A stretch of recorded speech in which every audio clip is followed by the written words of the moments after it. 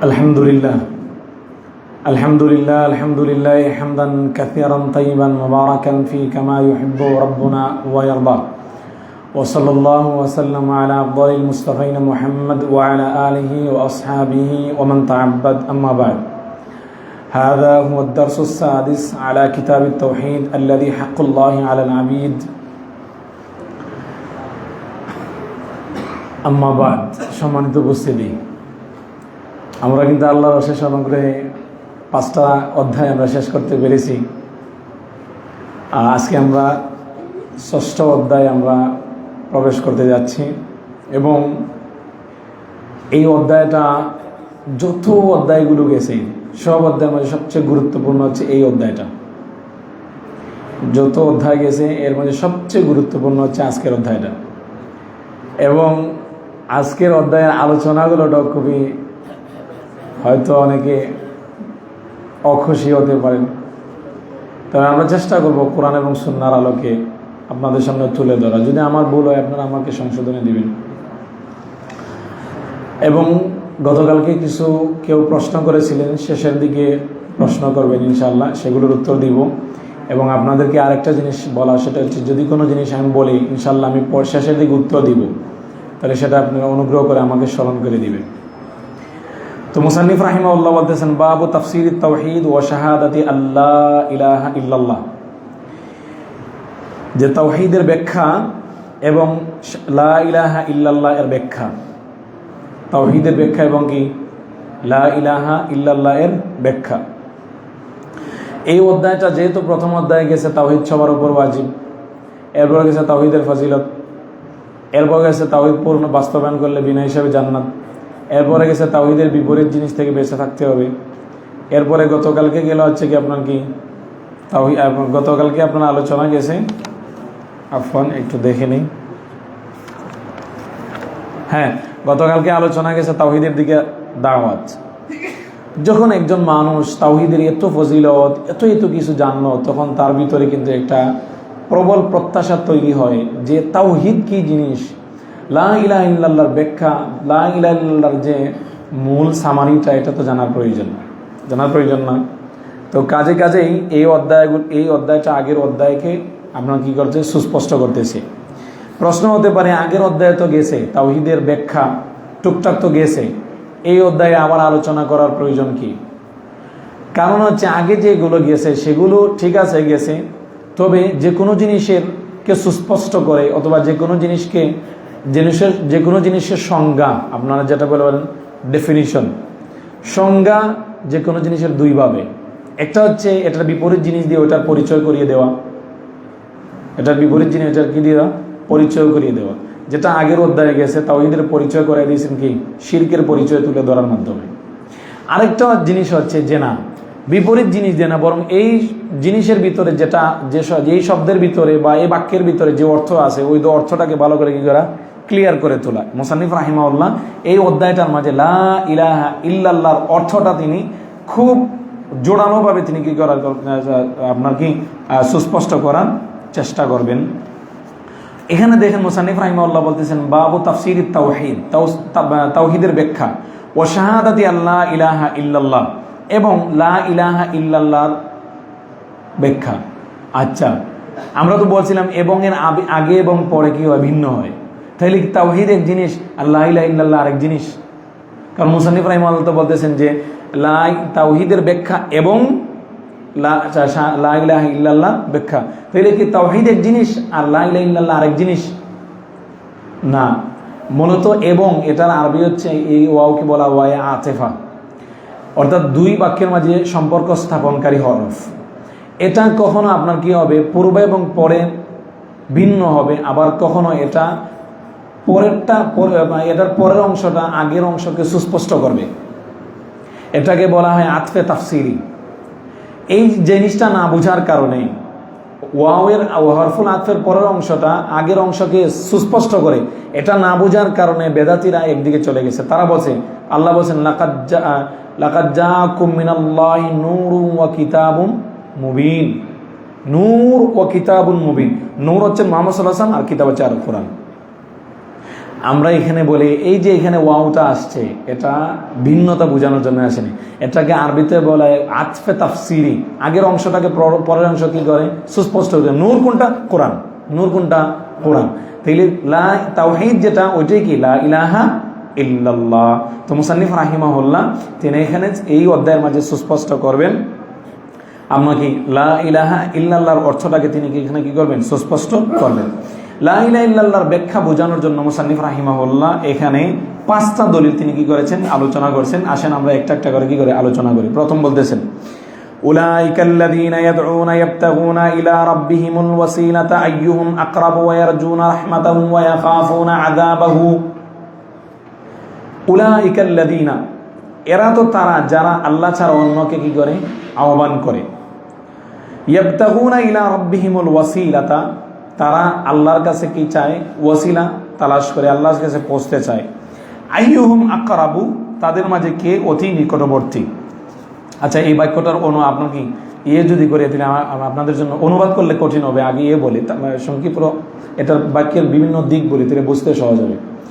এই বাক্যের অনুবাদ হচ্ছে, এই যে আরবের মুশরিকরা তারা ঈসা আলাইহিস সালামকে ডাকে, খ্রিস্টানরা, অথবা উজাইর আলাইহিস সালামকে ডাকে, অথবা আপনার কি জিনদের তারা কি করে ইবাদত করে, অথবা তারা মালাইকাদের ইবাদত করে। তাহলে এই যে যারা তারা গায়রুল্লাহকে ডাকে, তারা আল্লাহ ছাড়া অন্য যাদেরকে ডাকে ওরা নিজেরাই তো আল্লাহর কি করে? আল্লাহর কাছে পৌঁছতে চায়, আল্লাহর নৈকট্য তালাশ করে, আল্লাহকে ভয় করে, আল্লাহর কাছে আশা করে। এখানে কিন্তু দুটো জিনিস। একটা জিনিস হচ্ছে যারা গায়রুল্লাহর ইবাদত করে, কারা? যেমন ঈসা আলাইহিস সালামের, উজাইর আলাইহিস সালামের, এরপর কি মালাইকা, এরপরে জিনের, মুশরিকিনা আরবরা, তারা যাদের ইবাদত করে এরা হচ্ছে সবাই কিন্তু ভালো। মালাইকারও ভালো, এরপর হচ্ছে কি আপনার কি ঈসা আলাইহিস সালাম ভালো, উজাইর আলাইহিস সালাম ভালো, ওনারা তো আল্লাহর সৎ বান্দা। এরা নিজেরাই তো আল্লাহর কাছে পৌঁছতে চায়, এরা নিজেরাই তো আল্লাহর দয়ার আশা করে, এরা নিজেরাই তো আল্লাহর কি করে? আল্লাহকে ভয় করে। তাহলে এটা বড় নির্বুধতা না? ওরা যাদেরকে ডাকতেছে ওরা নিজেরাই কার কাছে পৌঁছতে চায়? আল্লাহর কাছে পৌঁছতে চায়।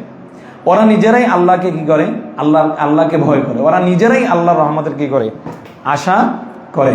তাহলে এটা কত বড় নির্বোধতা!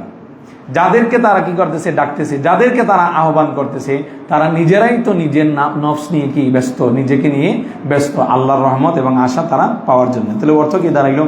উলাইকাল্লাযীনা ইয়াদউনা, আরবের মুশরিকরা যারা আল্লাহ ছাড়া অন্য যাদেরকে ডাকে, ইয়াবতাগুনা, যাদেরকে ডাকা হয় তারা নিজেরাই, ইয়াবতাগুনা তারা প্রত্যাশা করে, মানে তারা তালাশ করে, ইলা রাব্বিহিম তাদের রবের কাছে, আল ওয়াসিলা মানে আল্লাহর কাছে। আমি ওয়াসিলার পরে ব্যাখ্যা বলবো।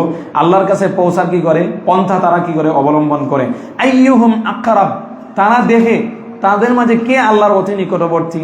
ওয়া ইয়াখাফুনা আযাবাহু, তারা কি করে? যাদেরকে তারা ডাকে তারা এক নম্বর হচ্ছে তারা আল্লাহর কাছে পৌঁছার কি করে? পন্থা অবলম্বন করে। 2, তারা আল্লাহর রহমতের কি করে? আশা করে। 3, আল্লাহকে তারা কি করে? ভয় করে। এখন তারা যাদেরকে ডাকে, চাই তারা জিন হোক, অথবা চাই তারা কি হোক? মালায়েকা হোক, অথবা চাই তারা কি হোক? নবীরা হোক, অথবা চাই তারা কি ঈসা আলাইহিস সালাম হোক, অথবা চাই তারা কি হোক? আপনার কি উজাইর আলাইহিস সালাতু ওয়াস সালাম।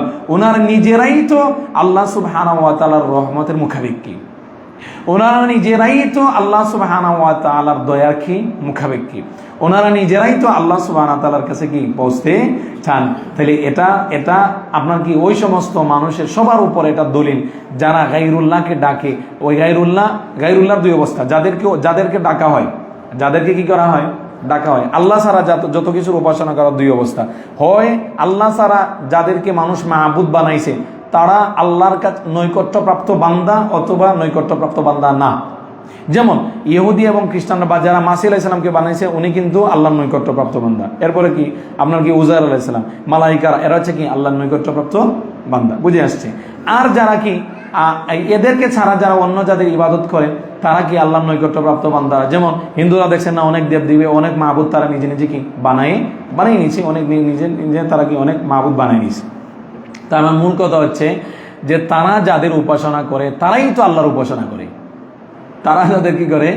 উপাসনা করে। আর ওই তারা তাদেরকে মাহবুদ বানাইছে, তারাই তো কার উপাসনা করে? আল্লাহ সুবহানাহু ওয়া তাআলার উপাসনা করে। অতএব যারা গায়রুল্লাহ কি করে, উপাসনা করে, এটা তাদের সবার বিরুদ্ধে হচ্ছে কি তাদের নির্বুধতার সবচেয়ে বড় প্রমাণ। এটা হচ্ছে কি তাদের নির্বুধতার সবচেয়ে বড় প্রমাণ। এই আয়াত কাদের ব্যাপারে নাজিল হয়েছে?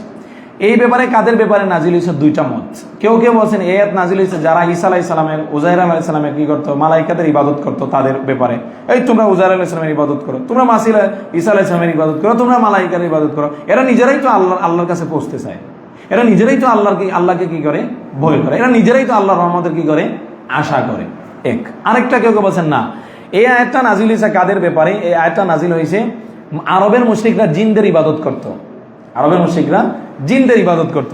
ওই জিন সবাই কি হয়ে গেছে, মুসলমান হয়ে গেছে, কিন্তু মুশরিকরা তারা কি মানে জিনদের ইবাদত কন্টিনিউ করেও যাচ্ছে, অথচ তারা নিজেও যারা জানে না তাদের মাহবুদরা কি হয়ে গেছে, মুসলমান হয়ে গেছে, তাদের মাহবুদরা মুসলমান হয়ে গেছে, তারা নিজেরাও কি জানে না। আল্লাহ সুবহানাহু ওয়া তাআলা বলছেন তারা যাদেরকে ডাকে ওরা নিজেরাই তো আল্লাহর কাছে পৌঁছতে চায়, তারা যাদেরকে ডাকে ওরা নিজেরাই তো আল্লাহ সুবহানাহু ওয়া তাআলার কি রহমতের আশা করে, তারা যাদেরকে ডাকে তারা সবাই তো আল্লাহ সুবহানাহু ওয়া তাআলাকে কি করে, ভয় করে। এটা কত বড় নির্বোধতা, এটা আল্লাহ সুবহানাহু ওয়া তাআলা কি করেছেন, এই আয়াতে প্রমাণ করেছেন। আচ্ছা, আমি বলবো এটা থেকে কিভাবে লা ইলাহা ইল্লাল্লাহ তাফসীর বোঝা যায়, এটা ইনশাআল্লাহ আমি কি করব, পরে বলবো। তাই যে বলছিলাম, যেটা আপনাদেরকে একটা জিনিস বারবার বলি, আরবের মুশরিকরা 6টা জিনিসের ইবাদত করত। আরবের মুশরিক কয়টা জিনিসের? কেউ আল কাওয়াইদুল আরবা পড়ছেন?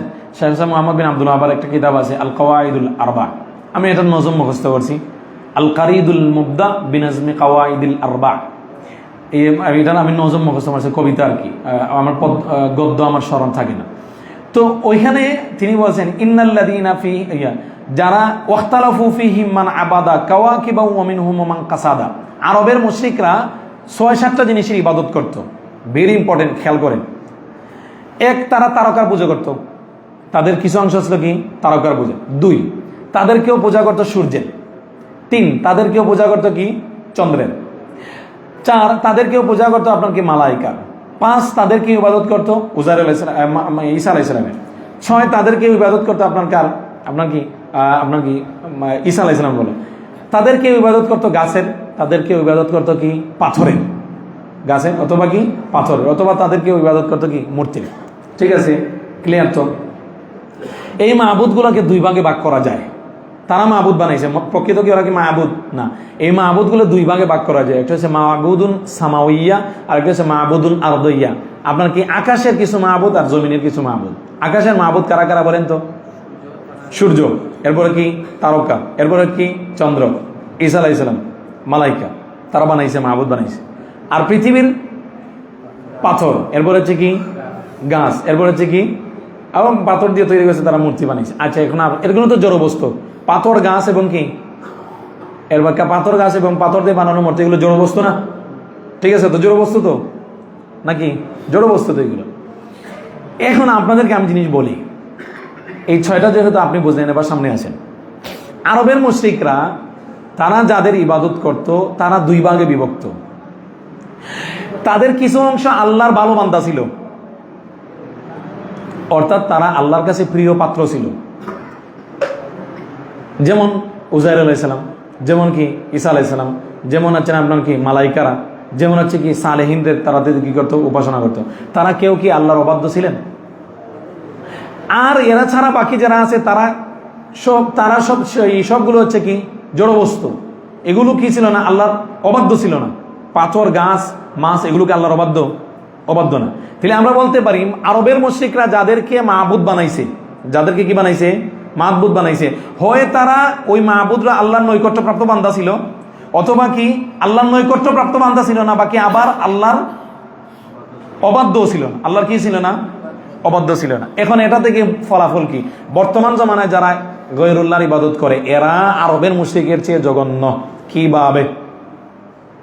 আরবের মুশরিকরা কোনোদিন ফাসিক ফুজ্জারের ইবাদত করেনি, ওরা সালিহিনদের ইবাদত করছে। আপনার দেশের আপনার কি চুলে জট, মাথায় জট, ল্যাংটা বাবা, আপনার কি খাজা বাবা, আপনার কি বেন্দাসা বাবা 5 বছর 10 বছর যাবৎ গোসল নাই, সালাত নাই, নামাজ নাই, রোজা নাই, হজ নাই, যাকাত নাই, একবারে কি আপনার কি শরীরে কোনো কাপড় নাই, একেবারে কাফির, টাটকা কাফির, এর ইবাদত করে আপনার দেশে।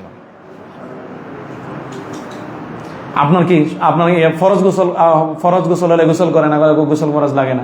নারীদের সাথে অবাধ মিলামিশা করতেছে, ল্যাংটা হয়ে মাঠে ময়দানে ঘুরতেছে, ওর ইবাদত করতেছে। কত আখবাস, কত নিকৃষ্ট ওর ইবাদত এই দেশের মানুষ করে।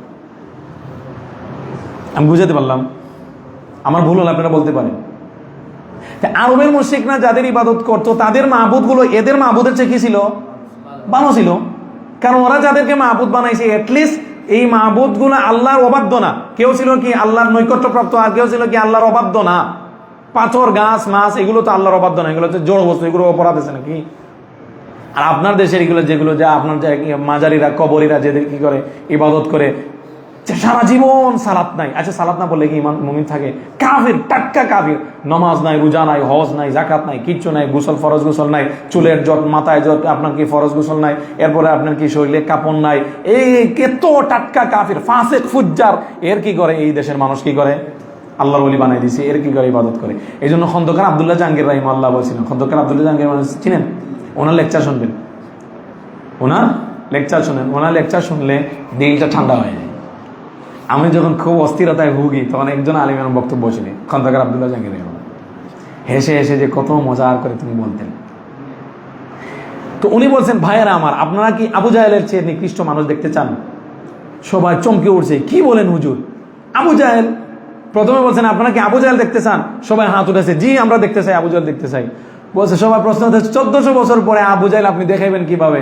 বলছেন, আবু জাহেল হচ্ছে এই যে মাজারে দেখছেন না আপনি, আপনার কি এই লাল শালু মাথায় পাগড়ি পরে মাথায় বেঁধে আছে, সে আপনার কি হাতে রড একটা নিয়ে আসে, চুলে জট, মাথায় জট, গোসল নাই, নামাজ নাই, রোজা নাই, আপনার কি নাই, আপনার ফরজ গোসল নাই, শরীরে কাপড় নাই, এরা হচ্ছে আবু জাহেল। এরা হচ্ছে কি?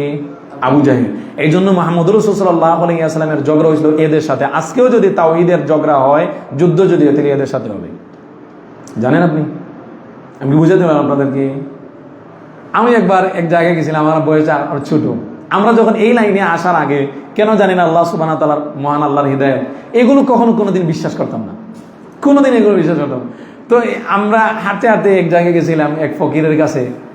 সে আমাদের সহপাঠী যারা, ওদের সবাইকে কিছু না বলে আমার জুতা মোজা যা আছে সব নদীতে ফেলাই দিয়েছে। বলছে, এ আসছে কেন? এই তুমি এখানে আসলে কেন? আমি হাত করে তাকিয়ে গেছি। আমি তখন আমার বয়স কিন্তু আপনার কি সর্বোচ্চ 14-15 হবে। আর আমি তার দিকে তাকাইছি, আমি খুব আপনার কি মানে কড়া নজরে। মানুষের ফেস তো কিন্তু কথা বলে, ফেস কিন্তু কি বলে? কথা বলে। ওর দিকে আমি এত শক্তভাবে তাকাইছি। তার এই গাঁজা টাজা খাইতেছে। আরো বলছিলাম যেটা আরবের মুশরিকরা যাদের ইবাদত করো গাঁজা খাইতো না, গাঁজা খাইতো। আর এরা যাদের কি করে ইবাদত করে, এরা কি খায়? গাঁজা খায়, মদ খায়, আরো কত কিছু করে। এই এত অশ্লীল, এই অত আখবাসুন নাস, এত নিকৃষ্ট মানুষের কি করা হয়? এই দেশে ইবাদত করা হয়। আপনি আছেন এই দেশে, ইসলাম প্রতিষ্ঠা করবেন, কি করবেন? ইসলাম প্রতিষ্ঠা করবেন। এদের সাথে কম্প্রোমাইজ করে? এগুলোর সাথে কম্প্রোমাইজ করে? জীবনে সম্ভব না। আপনাকে ক্ষমতা থেকে নামাইবে, আপনাকে কি করবে? ক্ষমতা থেকে নামাই দিবে। যে আমি বলছিলাম যেটা, তো আল্লাহ সুবহানাহু ওয়া তাআলা বলছেন এই আয়াতের নাজিল হয়েছে আপনার যাদের নাজিল হওয়ার ব্যাপারে কয়টা বর্ণনা? 2টা। একটা হচ্ছে এই আয়াত নাজিল হয়েছে কাদের ব্যাপারে? যে মালাইকা এবং ঈসা আলাইহিস সালাম, এরপরে হচ্ছে আপনার কি উযাইর আলাইহিস সালাম, এরপরে এদের যারা কি করতো? ইবাদত করতো। আল্লাহ বলতেছেন এরা নিজেরাই তো কি করে? আল্লাহকে ভয় করে। এরা আল্লাহর কাছে কি করে? ওসিলা তালাশ করে। এরা নিজেরাই তো আল্লাহর রহমতের আশা করে। আরেকটা বর্ণনা হচ্ছে জিনদের তারা ইবাদত করতো। জিনরা মুসলমান হয়ে গেছে, কিন্তু ওরা নিজেরাও কি এখনো জানে না তারা কি হয়ে গেছে? মুসলমান হয়ে গেছে। যে উলাইকাল্লাযীনা ইয়াদউনা, এরা যারা গৈরুল্লাহ, যারা আল্লাহ ছাড়া অন্য কাউকে ডাকে, ইয়াবতাগুনা ইলা রাব্বিহিমুল ওয়াসিলাতা, যাদেরকে ডাকা হয় তারা তো নিজেরাই আল্লাহর কাছে কি করে? ওসিলা তালাশ করে। আইয়ুহুম আকরাব, তাদের মাঝে কে আল্লাহর অতি নিকটবর্তী। ওয়ায়ারজুনা রাহমাতাহু, তারা কি করে? আল্লাহর রহমতের আশা করে। ওয়ায়াখাফুনা আযাবাহু, এবং তারা আল্লাহর আযাবকে কি করে? ভয় করে। এই আয়াতের মাঝে ইবাদতের রুকুন কয়টা বলেন তো? 3টা। ইবাদতের রুকুন কয়টা? 3টা। ভালোবাসা, এবার কি ভয়, এবার কি আশা। এই 3টাই আল্লাহ সুবহানাহু ওয়া তাআলা এই আয়াতের মাঝে উল্লেখ করেছেন। আরকানুল ইবাদা, আরকানুল ইবাদা, ইবাদতের যে 3টা রুকুন, এই 3টা রুকুনই আল্লাহ সুবহানাহু ওয়া তাআলা এই আয়াতের মাঝে কি করেছেন? উল্লেখ করেছেন। কিভাবে আল্লাহ সুবহানাহু ওয়া তাআলা এই আয়াতের মাঝে 3টা রুকুন উল্লেখ করেছেন? আপনার কি প্রথম হচ্ছে ভালোবাসা। প্রথম হচ্ছে কি? ভালোবাসা। যে ভালোবাসা কিভাবে? তারা ইয়াবতাগুনা ইলা রাব্বিহিমুল ওয়াসিলাতা আইয়ুহুম আকরাব, তারা আল্লাহ সুবহানাহু ওয়া তাআলার কাছে পৌঁছতে চায়। আল্লাহ সুবহানাহু ওয়া তাআলার কাছে কি পৌঁছতে চায়? ভালোবাসার দ্বারা। কিসের দ্বারা? ভালোবাসার দ্বারা। এরপরে আছে ওয়ায়াখাফুনা আযাবা, তারা আল্লাহর আযাবকে ভয় করে, এখানে তো আপনার কি ভয়ের দলিল। ওয়ায়ারজুনা রাহমাতা, আর তারা কি করে আল্লাহর রহমতের কি করে আশা করে, এটা হচ্ছে কি আশার দলিল। তাহলে ইবাদতের রুকুন যে তিনটা, এই আয়াতের মাঝে কি সুস্পষ্ট উল্লেখ আছে, সামনে আরো সুস্পষ্ট করে কি আসবে। আমি আপনাদেরকে 20 রোজায় সম্ভবত 20 রোজায় ভালোবাসা সম্পর্কে বিস্তারিত বলছিলাম, আজকে বলবো না। তবে ইবাদতের রুকুন যেটা আপনার কি আশা, এবং আশা সম্পর্কে আজকে কিছু ডিটেলসে বলতে চাই। আশা কাকে বলে? আশা কাকে বলে কেউ বলতে পারবেন? আশা হচ্ছে হুয়ান নাজরু ইলা সাআতি রাহমাতিল্লাহ, আল্লাহর রহমতের দিকে কি করে, আল্লাহর ব্যাপক দয়ার দিকে কি করা, তাকিয়ে থাকা, ওটা হচ্ছে কি আশা। আল্লাহর ব্যাপক যে দয়া আছে, বিশাল যে দয়া আছে, যে রহমত আছে, সে রহমার দিকে তাকিয়ে থাকার নাম হচ্ছে কি আশা। সেটা আমার দিকে তাকিয়ে থাকার নাম কি আশা। আশা 3 ভাগে বিভক্ত। আশা কয় ভাগে বিভক্ত? 3 ভাগে বিভক্ত। আশা ব্যাংক না, কি না? আশা ব্যাংক। আশা 3 ভাগে বিভক্ত। দুইটা আশা হচ্ছে প্রশংসনীয়, আর আরেকটা আশা হচ্ছে কি নিন্দনীয়। প্রশংসনীয় আশা কি? প্রথম প্রশংসনীয় আশা হচ্ছে যে একজন আনুগত্যকারী সে আল্লাহর রহমতের দিকে তাকিয়ে আশা করবে আল্লাহ আমাকে সওয়াব বেশি পরিমাণে বাড়াই দিবেন, আল্লাহ আমাকে প্রতিদান বেশি পরিমাণে দিবেন, আল্লাহ সুবহানাহু ওয়া তাআলা আমার ইবাদত বেশি পরিমাণে কি করবেন, কবুল করবেন। তাহলে আনুগত্যকারী ব্যক্তি, আল্লাহর আনুগত্যকারী ব্যক্তি, সে কি করে? আল্লাহর সওয়াব এবং প্রতিদানের কি করে? আশা করে। আনুগত্য করে না, আনুগত্য না করে? আনুগত্য করে। এটা হচ্ছে একটা আশা। 2 নম্বর আশা হচ্ছে যে আপনার কি অপরাধী, সে ক্ষমা প্রার্থনা করে, আল্লাহর কাছে আশা করে আল্লাহর রহমত তো বেশি, আল্লাহ আমাকে কি করে দিবেন? ক্ষমা করে দিবেন। ক্ষমা প্রার্থনা করে, গুনাহ করছে, এরপরে কি করে? ক্ষমা প্রার্থনা করে, এই আশা করে আল্লাহ সুবহানাহু ওয়া তাআলা আমার সমস্ত গুনাহ কি করে দিবেন? ক্ষমা করে দিবেন। এই দুটা আশাই কি প্রশংসনীয়, এই দুইটা আশাই কি উত্তম। 3 নম্বর যে আশাটা, সেটা খুবই নিন্দনীয়, সেটা কখনো ভালো না। সেটা হচ্ছে কি আল্লাহর আনুগত্যও করে না, গুনাহ করলে আল্লাহর কাছে তওবাও করে না, আশা করে আল্লাহ ক্ষমা করে দিবে। এই দেশে এই ধরনের মানুষের সংখ্যা কি বাংলাদেশে? বেশি না? বেশি না? আপনার কি আল্লাহর আনুগত্য করার কোনো কি নাই, আপনার তার মাঝে কোনো কি নাই, আগ্রহ নাই। আল্লাহ সুবহানাহু ওয়া তাআলার ইবাদত করার কোনো কি নাই, তার মাঝে কোনো প্রভাব নাই। গুনাহ করলে কোনো তওবা করা নাই, ইবাদত আদেশ মানাও নাই, নিষেধ থেকে দূরে থাকাও নাই, উল্টো কি ও নিষেধ আরো কি করে বেড়ে চলে। সে কি করে? আশা করে যে আল্লাহ সুবহানাহু ওয়া তাআলা তাকে ক্ষমা করে দিবেন। এই আশাটা হচ্ছে নিন্দনীয়, এই আশাটা হচ্ছে কি নিন্দনীয়। এই আশায় কোনো কি হবে না? কাজ হবে না, এই আশায় কোনো কাজ হবে না। যাই এই জন্য যে ইবাদত গুজারবারী ব্যক্তি, যিনি ইবাদত করে, তার সবসময় 2টা জিনিসের প্রতি খেয়াল করবে। কয়টা জিনিসের প্রতি? 2টা জিনিস। 1, নিজের ভুল ত্রুটির প্রতি, তাহলে তার মাঝে ভয় আসবে। 2, আল্লাহর রহমতের প্রতি, তাহলে সে আপনার কি এই ভয়ের কারণে আপনার কি এই ভয় থেকে তার আশায় রূপান্তরিত হবে যে না, আমি গুনাহ থাকলেও আল্লাহ ক্ষমা করে আমাকে কি দিতে পারেন? জান্নাত দিতে পারেন। আমি কি বোঝাতে পারলাম? তাহলে আশা কয় ভাগে বিভক্ত? 3 ভাগে। 2টা আশা প্রশংসনীয়, আর একটা আশা কি নিন্দনীয়। এখন আশা কোনটা উত্তম? যিনি আল্লাহর আনুগত্য করেন তিনি আশা করেন যে আল্লাহ আমাকে সওয়াব বেশি দিবেন, আল্লাহ আমাকে প্রতিদান বাড়াই দিবেন, এটা উত্তম না যে গুনাহ করছে সে আল্লাহর কাছে ক্ষমা প্রার্থনা করতেছে যে আল্লাহ আমার জীবনের সমস্ত গুনাহ ক্ষমা করে দিবেন? কোনটা উত্তম? উত্তম কোনটা? আলেমরা কেউ বলছেন যে ব্যক্তি আল্লাহর আনুগত্য করে আশা করে যে আল্লাহ তার সমস্ত গুণ, আল্লাহ তাকে বিপুল পরিমাণ কি দিবেন? প্রতিদান দিবেন। কেউ বলছেন এটা উত্তম, আর কেউ বলছেন যে গুনাহ করে যে আল্লাহর কাছে ক্ষমা প্রার্থনা করে আবার আশা করে যে আল্লাহ তার সমস্ত গুনাহ ক্ষমা করে দিবে, এই আশা কি উত্তম? 2 দিকে আলেমরা আছেন, বাকি আল্লাহু আ'লাম। আমার কাছে মনে হয়েছে সবচেয়ে মনে হয়েছে উত্তম হচ্ছে গুনাহ করে ক্ষমা প্রার্থনা করে যে আশা করে যে আল্লাহ আমাকে কি করে দিবেন? ক্ষমা করে দিবেন। এই আশাটা হচ্ছে কি উত্তম। কেন কুল্লু বানি আদম খাত্তা ওয়া খায়রুল খাত্তাইন আত-তাওয়াবুন, যে আমরা সবাই তো আমাদের কি আছে? গুনাহ আছে, আমাদের সবার কি আছে? গুনাহ আছে। বাকি আল্লাহু আ'লাম, আল্লাহ কি অধিক ভালো জানেন। আমি এমন আলিম নই, আমি আলেমও নই, আমি ছাত্র যে আমি বলতে পারবো এটা হচ্ছে মোস্ট লাইকলি, যে এটা হচ্ছে কি সবচেয়ে প্রায়োরিটি মত, এটা বলার আমার কি নেই, ক্ষমতা নাই। তবে আলেমরা বলছেন, আমি এর মাঝ থেকে একটা বলছি।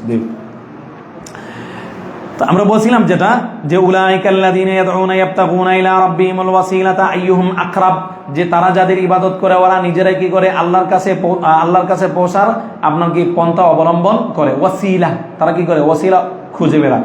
ওসিলা কি? আমাদের দেশে ওসিলা নিয়ে খুব বেশি একটা কি আছে?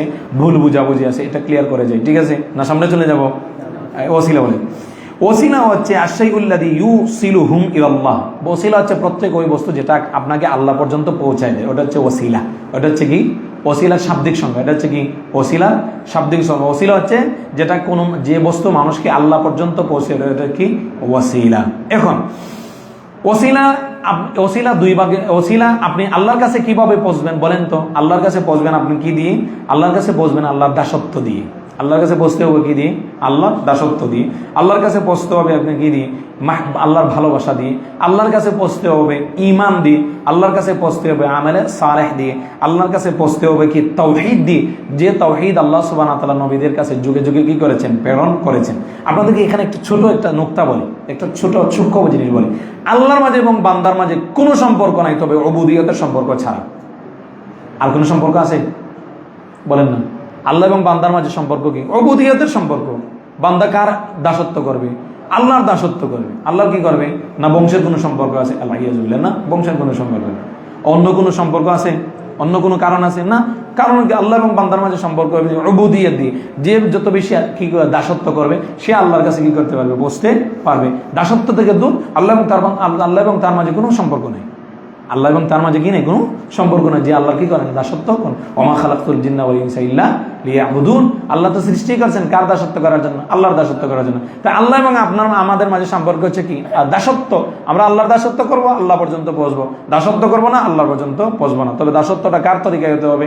মুহাম্মদুর রাসূল সাল্লাল্লাহু আলাইহি ওয়াসাল্লামের তরিকায় হতে হবে। তাহলে আমরা বলতে পারি যে ওসিলা দুই প্রকার। ওসিলা কয় প্রকার?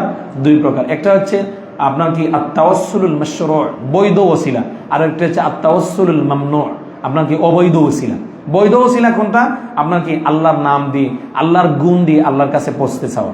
আল্লাহর নাম দিয়ে, আল্লাহর গুণ দিয়ে কি আল্লাহর কাছে পৌঁছতে চাওয়া। ঈমান দিয়ে, আমলে সালেহ দিয়ে আল্লাহর কাছে কি পৌঁছতে চাওয়া। কোরআন এবং সুন্নাহ যেগুলোকে ওসিলা কি করছে? প্রমাণ করছে। ঈমান, আমলে সালেহ, আল্লাহর নাম এবং গুণ। আর কোনটা আপনার নিন্দনীয় ওসিলা? নিন্দনীয় ওসিলা হচ্ছে, অবৈধ ওসিলা হচ্ছে কোরআন এবং সুন্নাহ যেটাকে ওসিলা সাব্যস্ত করেনি, আল্লাহ পর্যন্ত পৌঁছার মাধ্যম পন্থা যেটাকে কোরআন এবং সুন্নাহ স্থির করেনি, আপনি ওটাকে কি বানাইছেন? ওসিলা বানাইছেন। তাহলে হয় সেটা শিরিক হবে, না হবে বিদআত, না হলে কি হবে? আপনার কি হবে? আপনার কি বিদআত হবে। শিরিক হওয়ার সম্ভাবনাই বেশি। যেমন অনেকে মনে করে যে ওলিয়া ওলিদের মাধ্যমে আল্লাহর কাছে এসে বলে শিরিক, সেটা হচ্ছে কি শিরিক। অনেকে মনে করে আপনার কি আপনার যেমন তাবিজকে সে কি বানাইছে? ওসিলা বানাইছে রূপ মুক্তির। তাহলে সেটা হচ্ছে কি ছোট শিরিক, সেটাও কি ছোট শিরিক। তাহলে ওসিলা যদি কোনো মানুষ নিজের পক্ষ থেকে বানায় তাহলে সেটা হয় শিরিক হবে, আর নতুবা কি হবে? বেদাত বা হারাম হবে। তবে সবচেয়ে অধিকাংশ সময় সেটা কি হয়? শিরিক হয়। অধিকাংশ সময় সেটা কি হয়? শিরিক হয়। আমি কি বুঝাতে পারলাম? আচ্ছা, এই আয়াতের মাঝে আল্লাহ সুবহানাহু ওয়া তাআলা বলতেছেন যে এর মাঝে আল্লাহ সুবহানাহু ওয়া তাআলা বলতেছেন তোমরা যাদের ইবাদত করো ওরাই তো আল্লাহর ভালোবাসা দিয়ে আল্লাহর কি করে? ইবাদত করে। তোমরা যাদের ইবাদত করো ওরাই তো আশা দিয়ে তারা কার ইবাদত করে? আল্লাহর ইবাদত। তোমরা যাদের ইবাদত করো ওরাই তো ভয় দিয়ে কার ইবাদত করে? আল্লাহর ইবাদত করে। তাইলে সমস্ত যাদের ইবাদত করা হয় তারা সবাই আল্লাহ সুবহানাহু ওয়া তাআলার দাস ভালোবাসা দিয়ে। তারা সবাই আল্লাহ সুবহানাহু ওয়া তাআলার দাস কি দিয়ে? আপনাকে আশা দিয়ে। তারা সবাই আল্লাহ সুবহানাহু ওয়া তাআলার দাস কি দিয়ে? আপনার কি দিয়ে? ভয় দিয়ে। তাইলে এখান থেকে লা ইলাহা ইল্লাল্লাহ বোঝা গেল। কিভাবে বোঝা গেল? লা ইলাহা ইল্লাল্লাহর ব্যাখ্যা এই যে গায়রুল্লাহর দিকে অভিমুখ হওয়া যাবে না। লা ইলাহা ইল্লাল্লাহ মানে কি? একমাত্র কার দিকে অভিমুখ হতে হবে? আল্লাহর দিকে। এখন যদি গায়রুল্লাহর দিকে অভিমুখী হয় তাহলে সেটা কি হবে না? তাওহীদ হবে না। তাহলে এর বিপরীত জিনিস তাওহীদ হবে। বিপরীত জিনিস কি? একমাত্র আল্লাহর দিকে অভিমুখী হওয়া। কার দিকে অভিমুখী হওয়া? আল্লাহর দিকে অভিমুখ। আমরা দোয়া ইন্নী ওয়াজ্জাহতু ওয়াজহিয়া লিল্লাযী ফাতারাস সামাওয়াতি ওয়াল আরদা হানিফা। আমি অভিমুখী হইলাম আল্লাহর দিকে। আমি কার দিকে হইলাম অভিমুখী?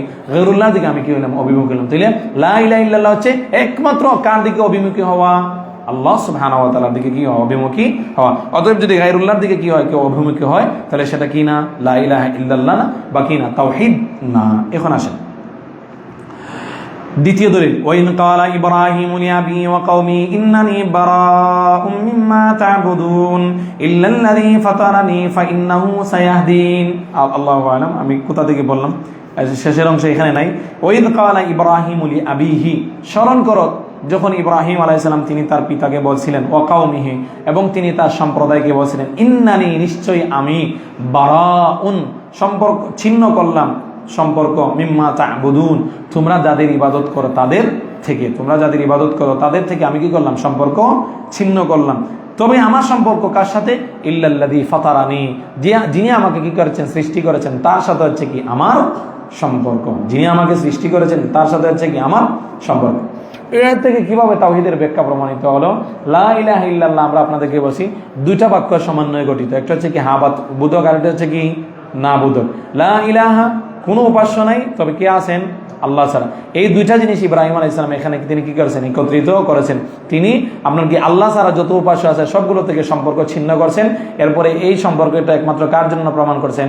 আল্লাহর জন্য। তাহলে উনি লা ইলাহা ইল্লাল্লাহ যেটা হা বোধক এবং না বোধক সেটাকে তিনি কি করছেন? এই আয়াতের মাঝে একত্রিত করছেন। এখান থেকে তাহলে লা ইলাহা ইল্লাল্লাহ কোন জিনিস? গায়রুল্লাহ থেকে সম্পর্ক ছিন্ন করতে হবে, আর একমাত্র আল্লাহর সাথে সম্পর্ক কি করতে হবে? কানেক্ট করতে হবে। এটা হচ্ছে কি লা ইলাহা ইল্লাল্লাহ, যেটা ইব্রাহিম আলাইহিস সালাম এই আয়াতের মাঝে কি করেছেন? সুস্পষ্ট করেছেন।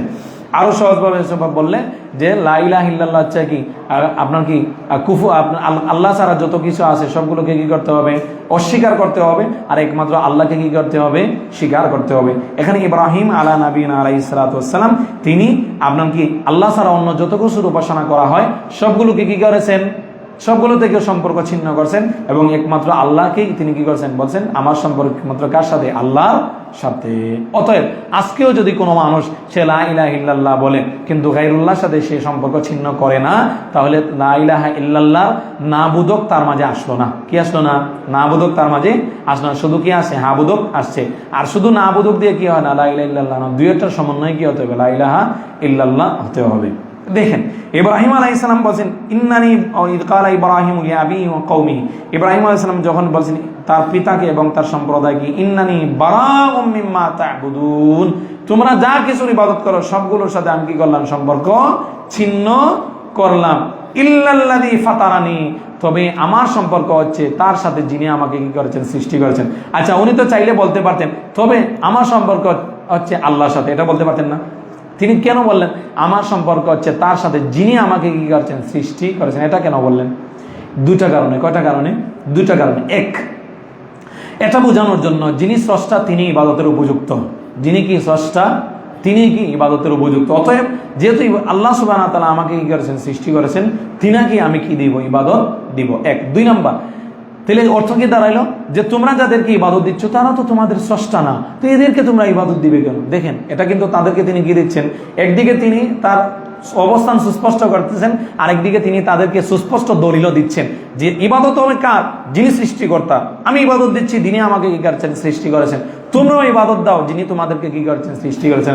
তোমাদেরকে যারা সৃষ্টি করলো না তাদেরকে তোমরা কি দিচ্ছ? ইবাদত দিচ্ছ। এটা কতই না বোকামি। এটা চাই। দুই নাম্বার হচ্ছে যে তোমরা যাদের ইবাদত করতেছো, তোমরা যাদের কি করতেছো? ইবাদত করতেছো, ওরা তো কোনোদিন কোনো কিছু কি করলো না, কোনো কিছু তারা কি করেনি? সৃষ্টি করেনি। তাহলে ওরা কতই না অক্ষম, তারা কতই না অক্ষম, তারা কতই না আপনার কি আপনার দুর্বল। আর আমার রব কতই না মহাপরাক্রমশালী। আমার আমি যার ইবাদত করি তিনি কতই না কি সক্ষম, তিনি না কত শক্তিশালী। এই জিনিস কি করার জন্য? বোঝানোর জন্য ইব্রাহিম আলাইহিস সালাম বলছেন ইল্লাল্লাযী ফাতারানি, ইল্লাল্লাযী ফাতারানি। মানুষ আল্লাহ সুবহানাহু ওয়া তাআলার ইবাদত করবে অথবা করবে না, এইভাবে মানুষ এই দিক দিয়ে মানুষ চার ভাগে বিভক্ত। এই দিক দিয়ে মানুষ কয় ভাগে বিভক্ত? চার ভাগে।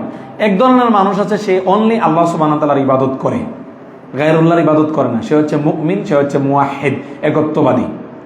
এক ধরনের মানুষ আছে, লিখে রাখতে পারেন, এক ধরনের মানুষ আছে যে শুধু আল্লাহর ইবাদত করে, গায়রুল্লাহর কি করে না? ইবাদত করে। আরেক ধরনের মানুষ আছে যে আল্লাহর ইবাদত করে না, শুধু কার ইবাদত করে? গায়রুল্লাহর ইবাদত। সে হচ্ছে মুশরিক, সে হচ্ছে কি মুশরিক। যেমন ওই যে হিন্দুরা, যারা হচ্ছে কি হিন্দুরা হচ্ছে কি মুশরিক। আরেক ধরনের মানুষ আছে যে আল্লাহর ইবাদত করে, গায়রুল্লাহর ইবাদত করে, সেও কি মুশরিক, সেও কি মুশরিক। চার নম্বর কে বলতে পারবেন? চার নম্বর একটা সূরা আছে, হ্যাঁ, যে আল্লাহর ইবাদত করে না, গায়রুল্লাহর ইবাদত করে না, যে আল্লাহর ইবাদত করে না, গায়রুল্লাহর ইবাদত করে না। এ ধরনের মানুষের সংখ্যা খুবই কম। সংখ্যা খুবই কম না? এ ধরনের মানুষের সংখ্যা কম, তবে এরা কাফির। তবে এরা হচ্ছে কি কাফির।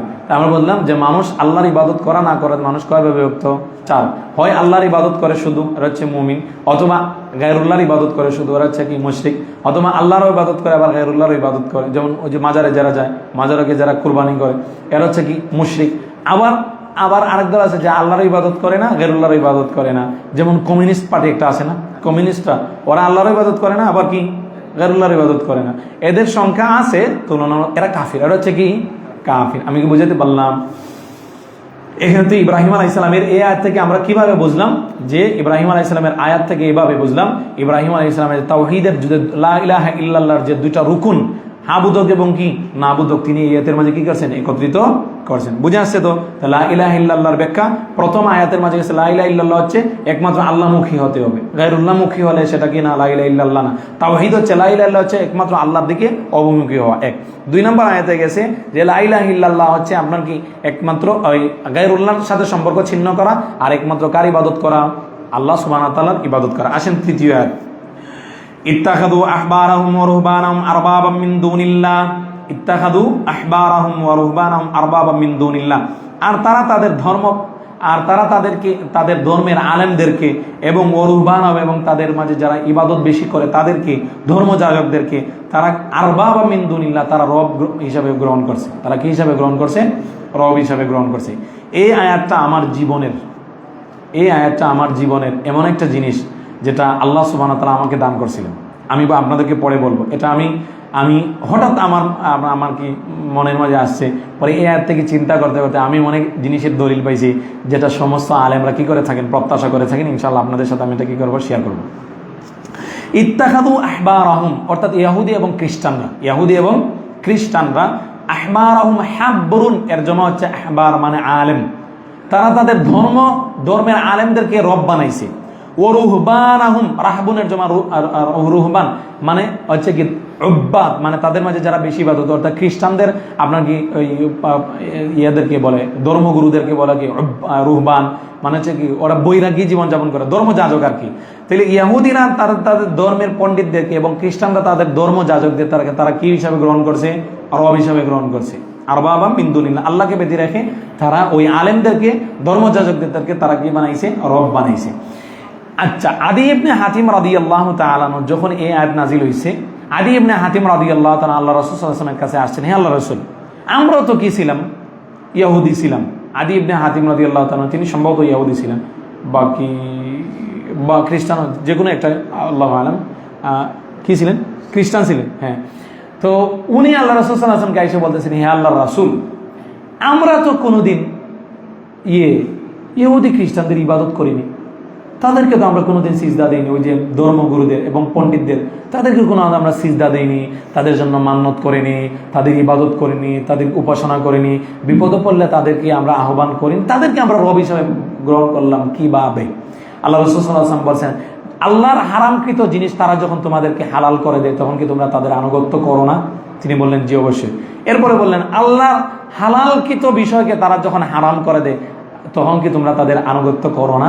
আদি ইবনে হাতিম বলেন, আল্লাহ রাসূল, তিনি বলেন, জি আল্লাহ রাসূল। আল্লাহ রাসূল বলেন, এটা হচ্ছে তাদের ইবাদত, এটা হচ্ছে কি তাদের ইবাদত।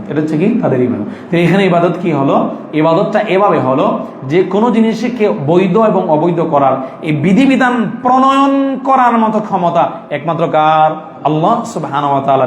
এই কাজ তারা, এই ধর্মগুরুরা তারা কি নিজের হাতে নিয়ে এনেছে। তাহলে তারা একদিকে রুবুবিয়তে শিরিক করছে। রুবুবিয়তের কাজ হচ্ছে কি দেওয়া? বিধিবিধান প্রণয়ন করা, হালালকে হারাম করা, হারামকে হালাল করা। এটা কার কাজ? রবের কাজ। রুবুবিয়তের বৈশিষ্ট্য এটা কারা নিয়ে নিছে? মানুষ নিয়ে নিছে। তাহলে এই যে ব্যক্তিরা ওরা নিজেকে কার জায়গায় বসাইছে? ইলাহের জায়গাত না রবের জায়গাত? রবের জায়গা। কথা খেয়াল করবেন। আর এই ব্যক্তিরা যখন তারা এই বিষয়ে অনুসরণ করছে, আনুগত্য করছে, মানে তারা ইবাদত করছে, তাইলে তারা এদেরকে কি বানাইছে? মানে মাবুদ। তাহলে তাদের অনুসারীরা শিরিক করছে উলুহিয়াতে, আর এরা শিরিক করছে নিজেকে কোথায় বসাইছা? রুবুবিয়তে বসাই। বুঝে আসছে? কথা কঠিন হয়ে গেল নাকি? না, সহজ তো। এখন আচ্ছা, যে এই আয়াত থেকে আমি প্রথমে যখন সম্ভবত 2024 সালে আমার একটা জুমার খুতবা এমন ছিল আপনার কি ডেমোক্রেটিক আলেমরা বলছেন শিরিক শিরিক শিরিক। আমি তো এটা কোনো দলিল খুঁজে পাই না, আমি তো এটা কি বুঝি না, দলিল খুঁজে পাই না। তো আমি উম্মুলকুরাতে আসার পরে আমি প্রথম বছর আপনার কিতাবুত তাওহীদ পড়াইছিলাম। তো হঠাৎ মাথার মাঝে এই আয়াতটা আসছে। দেখেন, সংসদ আপনার কি যেখানে মানব রচিত বিধিবিধান সেখানে কি হয় আপনার কি অধিকাংশ যেটা বলে সেটাই তো অধিকাংশ 51 জন বলছে মদ বৈধ, 49 আপনার কি 50 জন বলছে হচ্ছে কি 50 জন বলছে আপনার কি মদ অবৈধ। তো কারটা প্রায়োরিটি পাবে? 51 জন। ঠিক আছে, তাইলে তারা কি করলো? মদকে বৈধ করে দিল। মদকে কি করে দিল? বৈধ করে দিল। জিনা আপনার 51 জন মানুষ বলছে কি হারাম, বৈধ, তারা কি করে দিছে? বৈধ করে দিছে। এভাবে তারা এই যে ছোট দুর্বল বান্দারা যারা অ্যাসেম্বলিতে আসে, ওরা যে কোনো জিনিসকে হালাল করা অথবা হারাম করা তারা করতে তারা কি অধিকাংশের মতের ভিত্তিতে তারা হালালকে কি করে? হারাম করে, এবং হারামকে কি করে? হালাল করে। এই দুর্বল সৃষ্টিরা নিজেদেরকে কোন জায়গায় বসাইছে? রবের জায়গায় বসাইছে। কিসের জায়গায় বসাইছে? রবের জায়গায় বসাইছে। এখন বুঝে আসছে গণতন্ত্র কিভাবে শিরিক। বুঝে আসছে গণতন্ত্র কিভাবে শিরিক। আল্লাহ সুবহানাহু ওয়া তাআলার অশেষ অনুগ্রহ, মানে এই আয়াতের সাথে আপনি কি পাবেন? ওইটা কি পাবেন? মিল পাবেন। যাই ইত্তাখাযু আহবারাহুম ওয়া রুহবানাহুম আরবাবাম মিন দুনিল্লাহ, তারা তাদের ধর্মগুরুদেরকে এবং তারা তাদের ধর্মযাজকদেরকে কি করছে? আল্লাহর পরিবর্তে তারা রব হিসাবে কি করছে? গ্রহণ করছে। এখানে কিভাবে লা ইলাহা ইল্লাল্লাহর ব্যাখ্যা বোঝা গেল? এভাবে লা ইলাহা ইল্লাল্লাহর ব্যাখ্যা বোঝা যে শিরকুন ফিত তাআ, তারা আনুগত্যে শিরিক করছে। কোন জায়গায় শিরিক করছে? আনুগত্যে। আল্লাহর হালাল, আল্লাহর কৃত হালাল মানুষ এটা হারাম করে দিয়েছে, এটা তারা কি করেছে? মেনে নিয়েছে। আল্লাহর কৃত হারাম মানুষ এটা কি করছে? হালাল করছে, আর তারা সেটা কি করে নিয়েছে? মেনে নিয়েছে। এটা কোথায় তারা শিরিক করছে? আনুগত্যে শিরিক। কোন জায়গায় শিরিক করছে? আনুগত্যে শিরিক। এই জন্য অনেকে তাহলে লা ইলাহা ইল্লাল্লাহর অর্থ কি? একমাত্র আনুগত্য আপনি কার করবেন? আল্লাহ সুবহানাহু ওয়া তাআলা। কার করবেন? আল্লাহ সুবহানাহু ওয়া তাআলা। আর কার আপনি কি করবেন না? আনুগত্য করবেন না। তো এই জন্য এই অর্থে অনেকে বলছেন মাযহাবকে কি বলছেন? ওই যে শিরকুন ফিত তাআ, মাযহাব মানে অনেকে বলছেন না শিরিক। মাযহাব মানে অনেকে আলেম বলছে, দেখছেন তারা বলছেন কি মাযহাব মানে হচ্ছে কি? শিরিক। মাযহাব মানে শিরিক। কিভাবে মাযহাব মানে শিরিক? ওই যারা আপনার কি হালালকে হারাম বানায়, হারামকে কি হিল্লা বিয়ে বুঝেন, হালালকে হালাল, হারামকে হারাম বানায়, এবং এটা যারা তারা কি করে নির্মাণ নিয়ে তারা এই ক্ষেত্রে তারা মাযহাব, এই অর্থে তারা মাযহাবকে কি করছেন? শিরিক করছেন। কিন্তু এটা হচ্ছে যারা এইভাবে পালন করে, এটা তাদের প্রবলেম। এটা কিসের প্রবলেম না? মাযহাবের প্রবলেম না, বরং যারা এটা এভাবে পালন করে এটা হচ্ছে কি? তাদের প্রবলেম। আচ্ছা, তাহলে আমরা বুঝলাম যে ইহুদিরা এবং খ্রিস্টানরা তারা গায়রুল্লাহর কি করতো? অনুসরণ করতো। হালাল এবং হারামের ক্ষেত্রে তারা কারটা মানতো? গায়রুল্লাহকে মানতো। আজকেও যদি কোনো মানুষ রাসূলুল্লাহ সাল্লাল্লাহু আলাইহি ওয়াসাল্লামের নিয়ম এবং নীতি, রাসূলুল্লাহ সাল্লাল্লাহু আলাইহি ওয়াসাল্লামের নিয়ম নীতি বাদ দিয়ে যদি গায়রুল্লাহর নিয়ম নীতি মানে, তাহলে তার হুকুম কি হবে? তার হুকুম এখানে কয়েকটা সূরত আছে। ঢালাওভাবে এটা বললে আমরা কি আপনাকে কোরআন সুন্নাহ আপনাকে এটা বাধা দেয়। এক নম্বর সূরত হচ্ছে, সে যদি মনে করে রাসূলুল্লাহ সাল্লাল্লাহু আলাইহি ওয়াসাল্লামের আদর্শের চেয়ে অন্যের আদর্শ উত্তম, কাফির, তো সে কি হয়ে যাবে? কাফির। যদি কেউ, দ্বিতীয় সূরত, যদি কেউ মনে করে রাসূলুল্লাহ সাল্লাল্লাহু আলাইহি ওয়াসাল্লামের আদর্শ আর অন্যের আদর্শ সমান, তাও কি? কাফির। যদি কেউ মনে করে রাসূলুল্লাহ সাল্লাল্লাহু আলাইহি ওয়াসাল্লামের আদর্শ মানা জায়েজ আছে, অন্যের আদর্শ মানাও জায়েজ আছে, সেও কাফির। সেও কি? কাফির। 4 নম্বর সূরত হচ্ছে, যদি কেউ রাসূলুল্লাহ সাল্লাল্লাহু আলাইহি ওয়াসাল্লামের আদর্শ মানে না, কিন্তু অন্যের আদর্শ মানে, কিন্তু এ বলে না রাসূলের আদর্শ শ্রেষ্ঠ, রাসূলের আদর্শের মতো আদর্শ কোনো আদর্শ নাই, আমি যেটা মানি এই আদর্শ এটা আদর্শ না, তবে আমি অপরাধ করতেছি, এটা আমার দোষ, আমার অপরাধ, তাহলে কি কাফির হবে? না, ফাসিক হবে। সে কি হবে? ফাসিক। এই জিনিসগুলো কি করা আছে? পার্থক্য করা আছে। কয় নম্বর সূরত গেল? 4টা। কয়টা সূরত গেল? আপনার কি রসুলের আদর্শ হচ্ছে উত্তম মনে করে, রসুলের আদর্শের মতো মনে করে, রসুলের আদর্শের জায়েজ মনে করে। 4 নম্বর হচ্ছে না, রসুলেরটাই সবসময় শ্রেষ্ঠ মনে করে এবং সমানও মনে করে না, জায়েজও মনে করে না, তবে সে নিজের প্রবৃত্তির তাড়নায় পরে এগুলো করে ফেলে, তাহলে সে কি হবে? ফাসিক করে। 5 নম্বর সূরত হচ্ছে, সে রাসূলুল্লাহ সাল্লাল্লাহু আলাইহি ওয়াসাল্লামের আদর্শ ছাড়া অন্যের আদর্শকে বা সে কি করে? অনুসরণ করে সত্য মনে করে। কি মনে করে? রাসূলুল্লাহ, তাহলে সে কি মনে করে? মনে করেন সত্য মনে করে। তাহলে তার 2 সূরত। তাহলে তার কি? 2 সূরত। হয় সে এই ব্যক্তি সত্যে পৌঁছার সম্ভাবনা আছে অথবা নাই, সত্যে পৌঁছার সম্ভাবনা আছে অথবা নাই, যেমন মুস্তাহিদুন উলামায়ে কেরাম। তাহলে সত্যে পৌঁছার যদি সম্ভাবনা থাকে তাহলে অনুসরণ করা তার জন্য হারাম, সে কিয়ামত পর্যন্ত এটার জন্য নিন্দনীয় হবে, তাকে সত্যে পৌঁছতে হবে, এটার জন্য সে পানিশমেন্টের শিকার হবে। আর যদি সত্যে পৌঁছার ক্ষমতা না থাকে, যেমন আমাদের মতো মানুষ যারা অনেক আমল আমরা করি, তাহলে এই ক্ষেত্রে আমাদের উচিত হচ্ছে আলেমদেরকে জিজ্ঞেস করা। এই ক্ষেত্রে আমাদের উচিত হচ্ছে কি? আলেমদেরকে জিজ্ঞেস করা। আমি কি বুঝাতে পারলাম? তাহলে এখান থেকে মানুষ, আপনি বলতে পারেন মানুষ হয় সত্যে পৌঁছতে পারে অথবা পারে না। যারা সত্যে পৌঁছার মতো যোগ্যতা তাদের মাঝে আছে, তারা মাযহাব মানার প্রয়োজনীয়তা নাই, আলেমদেরকে জিজ্ঞেস করার প্রয়োজনীয়তা নাই। আর যারা আপনার কি সত্যে পৌঁছার ক্ষমতা নাই, ইজতিহাদ করার ক্ষমতা নাই, তারা কাদেরকে জিজ্ঞেস করবে? আলেমদেরকে জিজ্ঞেস করবেন। এখন আবু হানিফাকে জিজ্ঞেস করবেন না, আপনি মনে করেন উদাহরণস্বরূপ আপনি যে কোনো একজন আলেমের নাম করেন, ডক্টর আসাদুল্লাহ গালিব স্যারকে জিজ্ঞেস করবেন। এখন যদি আপনি বলেন আবু হানিফার ফতোয়া মানা আপনার জন্য ভালো না, ভালো হচ্ছে কি গালিব বাংলাদেশের একজন আসাদুল্লাহ গালিব স্যার, এখানে আরেকটা যুক্তি আসবে যে আপনি আবু হানিফা রাহিমাহুল্লাহ মৃত আর উনি হচ্ছেন কি জীবিত, তাহলে মৃত এবং জীবিত মানুষের অনুসরণের ভিতরে তো সব সমান না। তো আবু হানিফা রাহিমাহুল্লাহ কি দুনিয়ার মাঝে তো ইলম আছে, আবু হানিফা রাহিমাহুল্লাহ পৃথিবী নেই, উনি কি পৃথিবীতে আছেন। কিন্তু আকল আরো বলে কি, যুক্তি বলে যে বড় আলিম তার কথা মানা, যে বড় আলিম কি তার কথা মান্য করা। তবে কি সহকারে? দলিল সহকারে। দলিল যদি আপনার জানা কি হয় সম্ভব হয়, আপনি দলিল জানবেন। আর দলিল যদি আপনার জানা সম্ভব না হয়, তাহলে আপনার কি প্রবল ধারণার উপর যেটাকে সত্যে অধিক পৌঁছার আপনি মনে করেন, তাহলে সেটা কি হবে আপনি করবেন, আপনি সেটা কি করবেন, অনুসরণ করবেন। আমাদের মানুষ মনে করে যে জীবিত মানুষ অনুসরণ করা জায়েজ আছে, কিন্তু এই সমস্ত ইমামদের কি অনুসরণ করা কি নাই, জায়েজ নেই। একজন বা আপনি আজকে এসে বলতেছেন ইমাম আহমদ এই মাসলা কি করছেন, ভুল করছেন। উনি যদি জীবিত থাকতেন প্রমাণ করতে পারতেন এই মাসলা উনি ভুল করছেন, পারতেন? আপনি জীবনে পারতেন না। তাহলে মরার উপর 9 মণ মাটি 6 মণ মাটি, মরার উপর কি 9 মণ মাটি 6 মণ। একজন মানুষ মারা গেছে, আপনি তো বলতে পারবেন উনি এই মাসলা, উনি তার আসতে পারবেন না, উনি তো কি আসতে পারবেন না। এই মাসলাগুলো খুবই কি সেন্সিটিভ, এগুলো খুব আপনার কি থাকা উচিত, সতর্ক থাকা উচিত। যাই, এরপরে বলছিলাম আমরা কোথায় আসছি?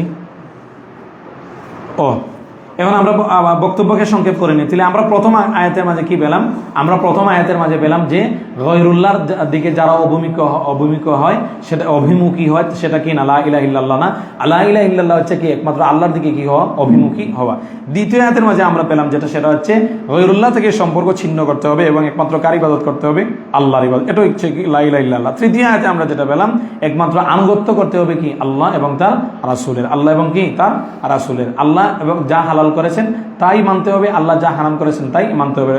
এটা আমরা পেলাম। এরপরে আসেন ওয়াকাউলি ওয়া মিনান নাসি মান ইয়াত্তাখিযু মিন দুনিল্লাহি আনদাদান ইউহিব্বুনাহুম কাহুব্বিল্লাহ ওয়া মিনান নাস, আর মানুষের মাঝে এমন কিছু মানুষ আছে, মানে মুশরিকিনে আরবের কথা আল্লাহ বলতেছেন, মান ইয়াত্তাখিযু মিন দুনিল্লাহি আনদাদা, যারা গায়রুল্লাহকে আল্লাহর সমকক্ষ স্থির করেছে। যারা গায়রুল্লাহকে কার সমকক্ষ স্থির করেছে? আল্লাহর সমকক্ষ স্থির করেছে। এরপরে আল্লাহ সুবহানাহু ওয়া তাআলা একটা উদাহরণ দিয়েছেন যে আল্লাহ এবং গায়রুল্লাহকে তারা কিভাবে, গায়রুল্লাহকে কিভাবে আল্লাহর সমকক্ষ স্থির করছে, সমান বানাইছে। কিভাবে? আল্লাহ বলেন ইউহিব্বুনাহুম কাহুব্বিল্লাহ, তারা গায়রুল্লাহকে অনুরূপ ওই পরিমাণ ভালোবাসে যে পরিমাণ কাকে ভালোবাসে, আল্লাহকে ভালোবাসে। তাহলে তারা কোথায় শিরিক করলো? ভালোবাসা শিরিক করছে। কোথায় শিরিক করছে? এরপরে আল্লাহ বলেন ওয়াল্লাযীনা আমানু আশাদ্দু হুব্বান লিল্লাহ, আর যারা মুমিন তারা আল্লাহকে কি করে, বেশি ভালোবাসে। এই আয়াতের দুইটা অনুবাদ করা যাবে। ইউহিব্বুনাহুম কাহুব্বিল্লাহ, আরবের মুশরিকরা গায়রুল্লাহকে আল্লাহর মতো ভালোবাসে। এটার দুইটা ব্যাখ্যা। কয়টা ব্যাখ্যা? দুইটা। এক, যে তাদের হৃদয়ে আল্লাহর ভালোবাসাও আছে, আবার কি মূর্তির ভালোবাসা আছে। কিন্তু মূর্তির ভালোবাসাকে কার ভালোবাসা সমান করে ফেলছে? আল্লাহর ভালোবাসা সমান করছে। তাইলে তারা কি করলো? এই জায়গায় কি করলো? তারা মিস্টেক করলো যে তাদের হৃদয়ে কয়টা ভালোবাসা? আল্লাহর ভালোবাসা আছে, আবার কি মূর্তির ভালোবাসাও আছে। মূর্তির ভালোবাসাকে কার ভালোবাসা সমান বানাইছে? আল্লাহর ভালোবাসা সমান বানাইছে। এই জন্য আল্লাহ বলেন ইউহিব্বুনাহুম কাহুব্বিল্লাহ, তারা মূর্তিকে, তারা গায়রুল্লাহকে আল্লাহর মতো কি করে ভালোবাসে। এটা হচ্ছে একটা অর্থ।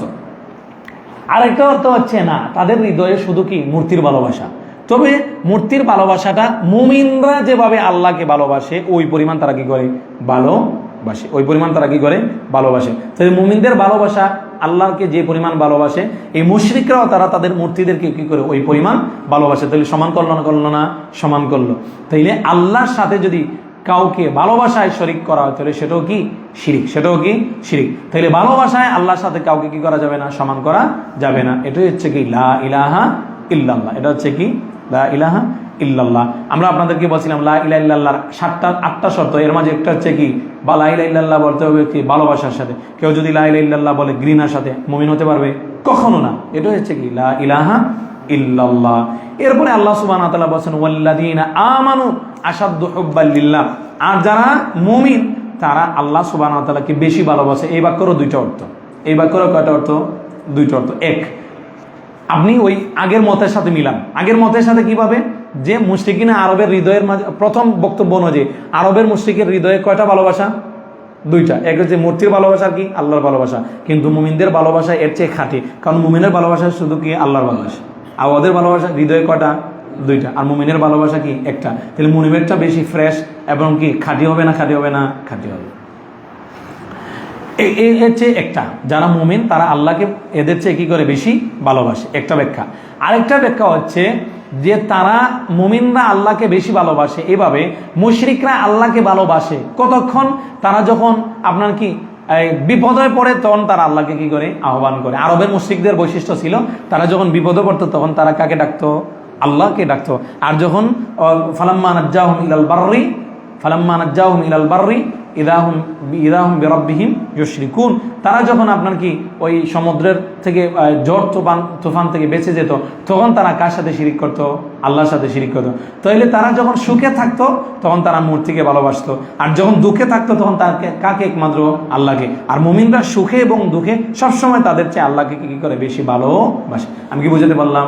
তাহলে যারা ওয়াল্লাযীনা আমানু আশাদ্দু হুব্বাল লিল্লাহ, আর যারা ঈমান আছে তারা আল্লাহ সুবহানাহু ওয়া তাআলাকে ভালোবাসে তাদের ভালোবাসার চেয়ে বেশি। বুঝে আসে? দুইটা ব্যাখ্যা আমি এখানে বললাম। এখন আসেন ভালোবাসা কাকে বলে, ভালোবাসা কাকে বলে কেউ বলতে পারেন? ভালোবাসা বুঝেন না? হ্যাঁ, ভালোবাসার অনেকে বলছেন ভালোবাসা মানে ভালোবাসা, ভালোবাসা মানে কি ভালোবাসা, ঘুম উদাহরণস্বরূপ বলছেন দিন কি, দিন মানে দিন, রাত কি, রাত মানে রাত। এখানে আলেমদের দুইটা ইখতিলাফ, তবে আগে দিনটা বলে। যেমন দিন কাকে বলে, দিনের সংজ্ঞা কি বলেন তো, দিবালোকের সংজ্ঞা, এগুলো তো কোরআন হাদিস না বললেও পড়া যায়। দিন হচ্ছে যেটা সূর্য উদিত হয় এবং সূর্য যে অস্তমিত হওয়ার মধ্যখান সময়টা হচ্ছে কি দিন।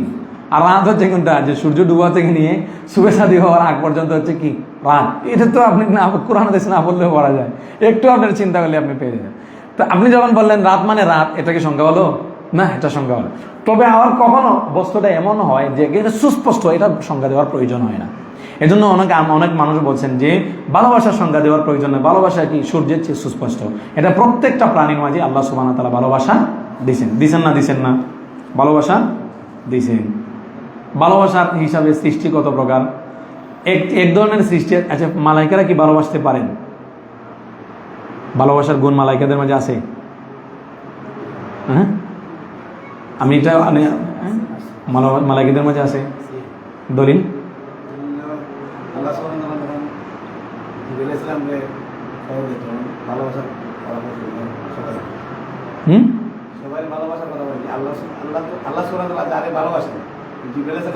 আহসান, জাযাকাল্লাহ খায়র, বারাকাল্লাহ ফিক, আহসান, জাযাকাল্লাহ খায়র। আল্লাহ, তাইলে আপনার কি মানুষের মাঝেও ভালোবাসা আছে, আবার কি আপনার কি মালাইকার মাঝেও ভালোবাসা আছে, আবার কি যে সমস্ত প্রাণীর আকল আছে তাদের মাঝেও কি আছে, ভালোবাসা আছে। ভালোবাসা আল্লাহ সুবহানাহু ওয়া তাআলার মাঝেও আছে। আল্লাহ সুবহানাহু ওয়া তাআলা ভালোবাসেন না বাসেন না? জড় বস্তুর মাঝে কি নাই, ভালোবাসা নাই। এগুলো হচ্ছে অনেকটা আপনার কি ফিলোসফির মতো আলোচনা। ওই যে বলছিল সিয়াম নিয়ে আলোচনা করতে গিয়ে বলছিলেন যে সৃষ্টি 4 ভাগে বিভক্ত। সিয়াম নিয়ে আলোচনা করতে এক ধরনের সৃষ্টির আকলও আছে, যৌন চাহিদাও আছে, এরা হচ্ছে মানুষ, এদের বিবেকও আছে, আবার কি আছে, যৌন চাহিদাও আছে। আরেক ধরনের সৃষ্টি হচ্ছে আপনার কি বিবেক আছে কিন্তু যৌন চাহিদা নেই, বলেন তো মালাইকা, তারা হচ্ছে কারা, মালাইকা। আরেক ধরনের সৃষ্টি হচ্ছে বিবেক নাই কিন্তু কি আছে, যৌন চাহিদা আছে, হচ্ছে কি গরু ছাগল, কি করেছেন। আরেক ধরনের সৃষ্টি আছে কি বিবেকও নাই, যৌন চাহিদা নাই, যে গাছ কাঁঠাল মাছ এগুলো কি আছে না, এগুলোর না আপনার কি গাছ গাছালি যে জড় বস্তু এগুলো নাই। বুঝে আসছে? এর জন্য সিয়াম রাখলে মানুষ কার সাদৃশ্যতা অবলম্বন করে, মালাইকাদের। সিয়াম রাখলে কাদের সাদৃশ্যতা অবলম্বন করে, মালাইকারা এই সিয়ামের মাধ্যমে কিন্তু কি আপনার কামনা বাসা নিয়ন্ত্রিত হয়। এটা কার মতো হয়ে যায়, মালাইকাদের মতো। এটা ওই দিকে চলে যাবে। দেখ আমি আরো কোথায় থেকে চলে আসি, আমি আলোচনা কোথায় ছিলাম, যে ভালোবাসার অনেকে সংজ্ঞা দিয়েছেন। প্রত্যেক ওই জিনিস, প্রত্যেক ওই বস্তু যেটা মানুষের স্বভাবের সাথে জুৎসই, যেটা মানুষের স্বভাবের সাথে কি যায়, যেটা মানুষের স্বভাবের সাথে খাপ খায়, ওটা মানুষ ভালোবাসে। যেমন মানুষের স্বভাবের সাথে খাপ খায় হচ্ছে কি, যে উদাহরণস্বরূপ সে ভালো খাবে, এটা মানুষের স্বভাবের সাথে খাপ খায়, এটা হচ্ছে কি ভালোবাসা। মানুষের স্বভাবের সাথে খাপ খায়, মানুষের স্বভাবের সাথে জুৎসই, যেমন হচ্ছে সুন্দরী নারী, এটা মানুষের স্বভাবের সাথে যায়, তার আপনার কি আশা, এটা হচ্ছে কি ভালোবাসা। তবে এই এই সংজ্ঞাগুলো দিয়ে আসলে ভালোবাসাকে আপনার কি করা সংজ্ঞায়িত করা সম্ভব না। এগুলো কিনা ভালোবাসা বলতে এটা মানুষকে বোঝে। তাই ভালোবাসার ক্ষেত্রে ভালোবাসা 4 ভাগে বিভক্ত। ভালোবাসা কয় ভাগে বিভক্ত? ভাগে। ভালোবাসা 3 ভাগ বলতে পারেন। একটা ভালোবাসা হচ্ছে মুহাব্বাত ফিল্লাহ, আল্লাহর জন্য ভালোবাসা, আল্লাহর জন্য ভালোবাসা। অর্থাৎ আপনি কাউকে ভালোবাসেন আল্লাহর জন্য ভালোবাসেন, অথবা আল্লাহ যাকে ভালোবাসেন আপনি তাকে কি করেন? ভালোবাসেন। এটা হচ্ছে ঈমান। এটা হচ্ছে কি? ঈমান। আল্লাহ রাসূল সাল্লাল্লাহু আলাইহি ওয়াসাল্লাম বলেন, মান আহাব্বা লিল্লাহ ওয়া আবগাদা লিল্লাহ ওয়া আতা লিল্লাহ ওয়া মানা লিল্লাহ। যে আল্লাহর জন্য কাউকে ভালোবাসছে সে ঈমান কি করছে? পূর্ণ করছে। সে ঈমান কি করছে?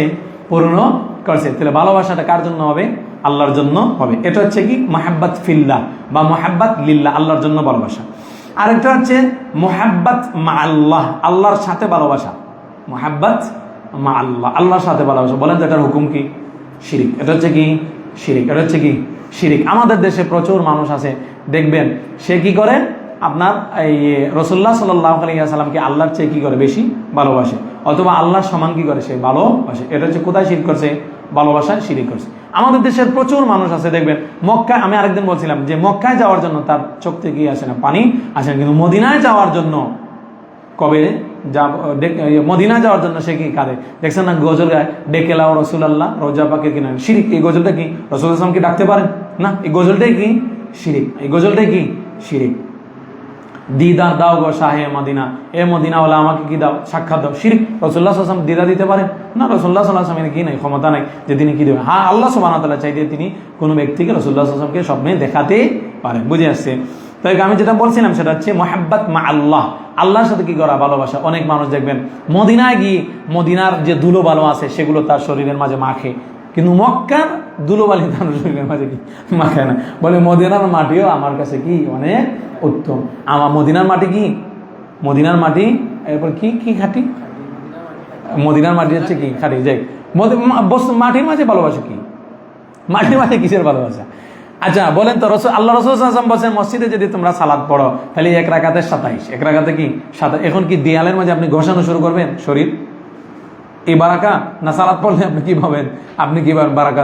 মদিনাতে রাসূলুল্লাহ সাল্লাল্লাহু আলাইহি ওয়াসাল্লাম যে বারাকার কথা বলেন ওটা মসজিদে নববীতে আপনি সালাত পড়লে কি পাবেন? আপনি রাকাতে। এখন মসজিদ মদিনা গিয়ে সে কি করছে? আপনার ধুলো দিয়ে পুরো শরীর কি দিছে? বড়াই দিছে। অথবা আপনাকে বিভিন্ন জিনিস মদিনা থেকে কি আসে? নিয়ে আসে। অনেক এমনও পাবেন সে মদিনার মাটি নিয়ে আসে, পানির মাঝে চুবাই চুবাইকে পানির মাঝে মাটি দিয়ে এগুলো খায়। মানে মানুষ, শয়তান যে মানুষের সাথে কত ভাবে যে কি করে? খেলাধুলা করে। যাই বলছিলাম যেটা আল মুহাব্বাত মা আল্লাহ, আল্লাহর সাথে ভালোবাসা, এটা হচ্ছে কি? শিরিক। এটা হচ্ছে কি? শিরিক। এখন যদি কোনো মানুষ আল্লাহর সাথে আল্লাহর সমপরিমাণ ভালোবাসে, অথবা আল্লাহর চেয়ে বেশি ভালোবাসে আর রসুলকে, অথবা আপনার কি কোনো নবীদেরকে, পিতামাতাকে, অথবা স্ত্রী সন্তানকে, তাহলে সেটা কোথায় শিরিক হবে? ভালোবাসায় শিরিক হবে। আরেকটা ভালোবাসা হচ্ছে আপনার কি? স্বভাবজাত ভালোবাসা। কিসের ভালোবাসা? স্বভাবজাত ভালোবাসা। স্বভাবজাত ভালোবাসা হচ্ছে যেমন পিতা তার সন্তানকে ভালোবাসেন। এই স্বভাবজাত ভালোবাসাকে কয়েকটা ক্যাটাগরিতে বিভক্ত করা যায়, কয়েকটা ক্যাটাগরিতে বিভক্ত করা যায়। তো ভালোবাসা আগে গেছে কয় প্রকার? 2। এখন 3 নাম্বার, যেমন আপনার স্নেহমূলক ভালোবাসা, যেমন পিতার যে ভালোবাসা সন্তানের প্রতি, সেটা হচ্ছে কি? স্নেহমূলক ভালোবাসা। 4 নাম্বার প্রকার হচ্ছে স্বভাবজাতকে ধরতে পারেন আর আগের তুলনায় 4, যে আপনার কি? ভয়ের সাথে ভালোবাসা, শ্রদ্ধার সাথে ভালোবাসা। যেমন সন্তান তার বাপকে ভালোবাসে, সে কি? সেখানে কি আছে? কিছু ডর আছে, আসে না? আসে না? বাবাকে আমরা কিছু ডরাই না? ডরাই তো। ছোটবেলা কি সুপুর খাইছি, স্মরণ আছে তো। আরেকটা ভালোবাসা হচ্ছে কি? স্ত্রীর প্রতি ভালোবাসা। আর স্ত্রীর ভালোবাসা হচ্ছে কি? স্ত্রীর প্রতি ভালোবাসা। এগুলো হচ্ছে কি? স্বভাবজাত ভালোবাসা। আরেকটা ভালোবাসা হচ্ছে আপনার কি?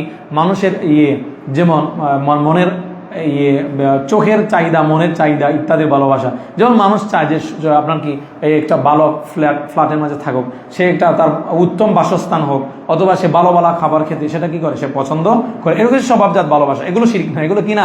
শিরিক না। এখন আপনি বলছেন যে ভালো আল্লাহ ছাড়া অন্য কাউকে ভালোবাসাই মানেই শিরিক, তাহলে আপনি বিপদে পড়বেন। কি করবেন?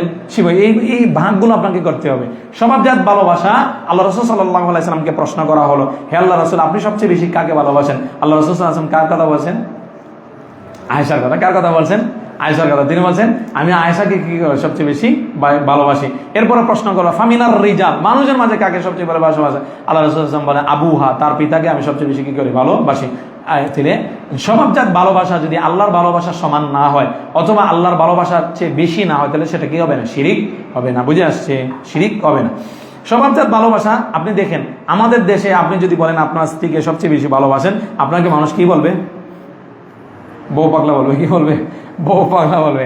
অথচ রাসূলুল্লাহ সাল্লাল্লাহু আলাইহি ওয়াসাল্লাম ওপেনলি বলতেছেন আমি আয়েশাকে সবচেয়ে কি করি? ভালোবাসি। এটা তিনি বলে বেড়াতেন না, ওনাকে প্রশ্ন করা হয়েছে ওই জন্য উনি বলছেন না। মসজিদে মিম্বরে উনি বলতেন সবসময় আমি আমার স্ত্রীকে খুব বেশি ভালোবাসি, আরে জানের চেয়ে ভালোবাসি, মালের চেয়ে ভালোবাসি না। রাসূলুল্লাহ সাল্লাল্লাহু আলাইহি ওয়াসাল্লাম বলে ওনাকে প্রশ্ন করা হয়েছে, ওনাকে বলছে আপনাকে কেউ যদি প্রশ্ন করে আপনি কাকে বেশি ভালোবাসেন, আপনি বলতে পারেন যে আমি আমার স্ত্রীকে বেশি ভালোবাসি। কেউ যদি আপনাকে বলে বউ পাগলা, আপনি বলেন মুহাম্মদ রাসূলুল্লাহ সাল্লাল্লাহু আলাইহি ওয়াসাল্লাম বলছেন উনি ওনার স্ত্রীকে ওপেনলি বলছেন ওনার স্ত্রীকে সবচেয়ে বেশি ভালোবাসেন আয়েশাকে, তাহলে আমি বউ পাগলা হলাম কিভাবে?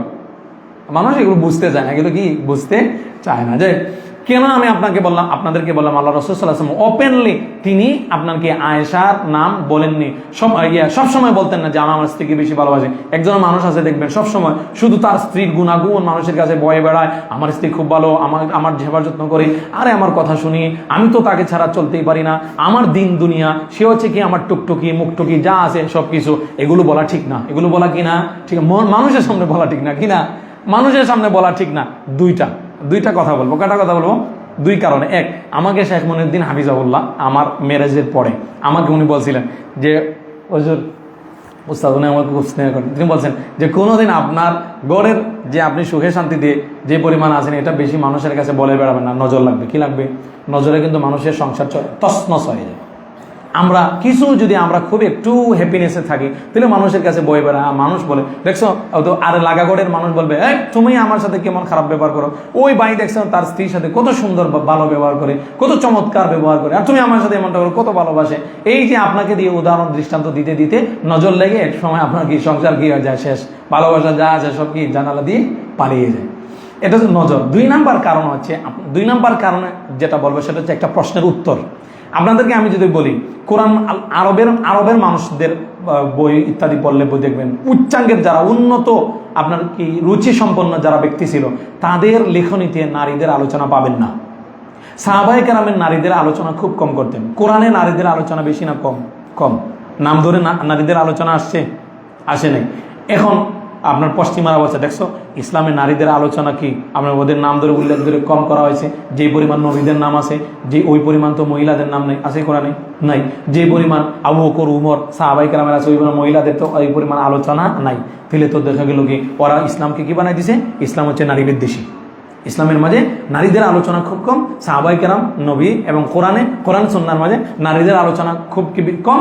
তাদের মাঝে হচ্ছে কি শুধু পুরুষের আলোচনা। এমনকি আল্লাহ বলেছেন ইয়া আইয়ুহাল্লাযীনা আমানু কুতিবা আলাইকুমুস সিয়াম, হে ঈমানদারগণ তোমাদের উপর আমি কি করছি? সিয়াম ফরজ করেছি। এখানে আমানু এটা হচ্ছে কি পুংলিঙ্গ, পুরুষ। আমার পরিবার একদিন বলছিল এখানে তো আল্লাহ পুরুষদেরকে বলছেন, আমাদেরকে তো সিয়াম রাখতে বলেন নাই, আমাদেরকে সিয়াম রাখতে বলেন নাই। দলিল জবাব আছে? জবাব ইনশাআল্লাহ আমাদের কাছে এগুলো কি থাকে? প্রস্তুত থাকে। বলছি আল্লাহ সুবহানাহু ওয়া তাআলা এখানে পুরুষদেরকে সম্বোধন করছেন, এটা হচ্ছে কি বা আপনার কি কর্তৃত্বের বিবেচনায়। যেহেতু কর্তৃত্বে কাদের হাতে, একটা ব্যাখ্যা হচ্ছে যে আপনার অধিকাংশ আপনি কি কর্তৃত্বের বিবেচনায় পুরুষদেরকে আল্লাহ সুবহানাহু ওয়া তাআলা কি করেছেন? সম্বোধন করছেন। তাই আমি বলছিলাম যেটা কোরআনে কেন মহিলাদের আলোচনা বেশি করা হয়নি, হাদিসে কেন, আরবরা কেন মহিলাদের আলোচনা কম করতো বলতে পারবেন কেউ? তার মানে কি আরবরা নারী বিদ্বেষী? না, আরবরা নারীদেরকে এত সুরক্ষিত মনে করত যে তাদের আলোচনা তারা যেখানে মন চায় সেখানে তারা করতো না। বুঝে আসছে? আরবের ইতিহাস পড়ে দেখবেন, আরব জাতিদের ইতিহাস, ওরা নারীদেরকে এত সুরক্ষিত ডিমের মতো মনে করতো এরা হচ্ছে আমাদের ইজ্জত, এরা হচ্ছে আমাদের সম্মান। এদেরকে সবসময় কি, এমনকি আল্লাহর একটা যুদ্ধ তো হয়েছে ইহুদিদের সাথে, একজন নারী মুসলিম নারীকে হেনাস্তা করার কারণে একটা যুদ্ধ হয়েছে না আপনার কাদের সাথে? মুসলমানদের একটা যুদ্ধ হয়েছিল ইয়ার সাথে, ইহুদিদের সাথে, একজন মুসলমান নারীকে হেনাস্তা করার কারণে। তো মুসলমানদের কাছে নারীরা এই পরিমাণ সুরক্ষিত যে এদের আলোচনা সব জায়গায় করাও আরবরা মনে করতো তাদের কি করা? মানহানি করা। এই জন্য ইসলামে আপনি যেমন যারা রুকিয়া সারিয়া করে তারা বলে যে আরবের মানুষরা যে নারীদের কাপড়টা পর্যন্ত পুরুষের চোখের সামনে আপনার কিন্তু তারা সূর্যে দিত না, কারণ চোখ যাবে। এই পরিমাণ তারা কি মনে করতো, সুরক্ষিত মনে করতো। আমি কি বোঝাতে পারলাম? তো আমার ওই যে আমি বলছিলাম যেটা, যে নারীরা হচ্ছে কি, আর নারীরা সুরক্ষিত, সুরক্ষায় রাখার জিনিস, এটাকে সংরক্ষণ করে রাখার জিনিস, এটা সব জায়গায় আপনার কি বলে বেড়ানোর জিনিস না। এই জন্য আপনি বড় বড় আলেমদের জীবনী পড়লে দেখবেন যে নিজের স্ত্রীর আলোচনা খুবই কম করছেন, পাইবেন।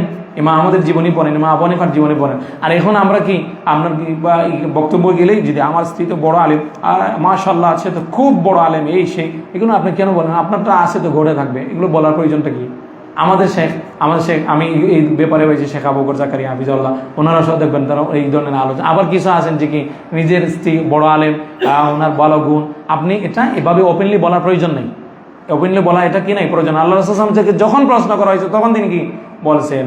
আমার কথা কি আপনাদেরকে বোঝাতে পারলাম? যে আমি কোন আলোচনা থেকে চলে গেছিলাম যে ভালোবাসা হচ্ছে কি তিন ভাগে বিভক্ত। এটা হচ্ছে আল্লাহর জন্য ভালোবাসা হচ্ছে ঈমান, আরেকটা ভালোবাসা হচ্ছে কি আল্লাহর সাথে ভালোবাসাটা হচ্ছে কি কুফরি, আর 3 নম্বর হচ্ছে শিরকি, 3 নম্বর ভালোবাসা হচ্ছে কি স্বভাবজাত ভালোবাসা। এটা অনেক ভাগে বিভক্ত, সন্তান, পিতা, স্ত্রী, খাবার, ভালো বাড়ি, ভালো চাকরি, ভালো গাড়ি, ভালো নারী, এগুলো যদি আল্লাহর ভালোবাসা হচ্ছে বেশি না হয় বা সমান না হয় তাহলে কি হবে না? তা শিরিক হবে না। আর বেশি বা সমান হলে তাহলে কি হবে? শিরিক হবে। আমি কি ভালোবাসাটা বুঝাতে পারলাম? আচ্ছা আসেন, এখান থেকে আমরা কিভাবে বুঝলাম লা ইলাহা ইল্লাল্লাহর ব্যাখ্যা? লা ইলাহা ইল্লাল্লাহর ব্যাখ্যা এভাবে বুঝলাম, হৃদয়ের যত ভালোবাসা আছে সমস্ত ভালোবাসা একমাত্র কার জন্য উৎসর্গ করতে হবে? আল্লাহর জন্য উৎসর্গ। আল্লাহর সাথে অন্য কাউকে সমান ভালোবাসা যাবে না। এখানে আমি আপনাদেরকে আরেকটা জিনিস বলি, আপনাদেরকে বলি, আমরা সবাই কিন্তু রক্তে মাংসে মানুষ, এবং আপনাদের মাঝে যারা যুবক আছেন তারা হয়তো বিয়ে শাদী করেন নাই। অনেক দেখবেন অনেক মানুষ আছে তার ওয়াইফ যদি তাকে খুব বেশি কষ্ট দেয়, তা সে খুব ডিজার্ট, আপনার কি হয়ে যায়, তার হৃদয়ে আঘাত লাগে।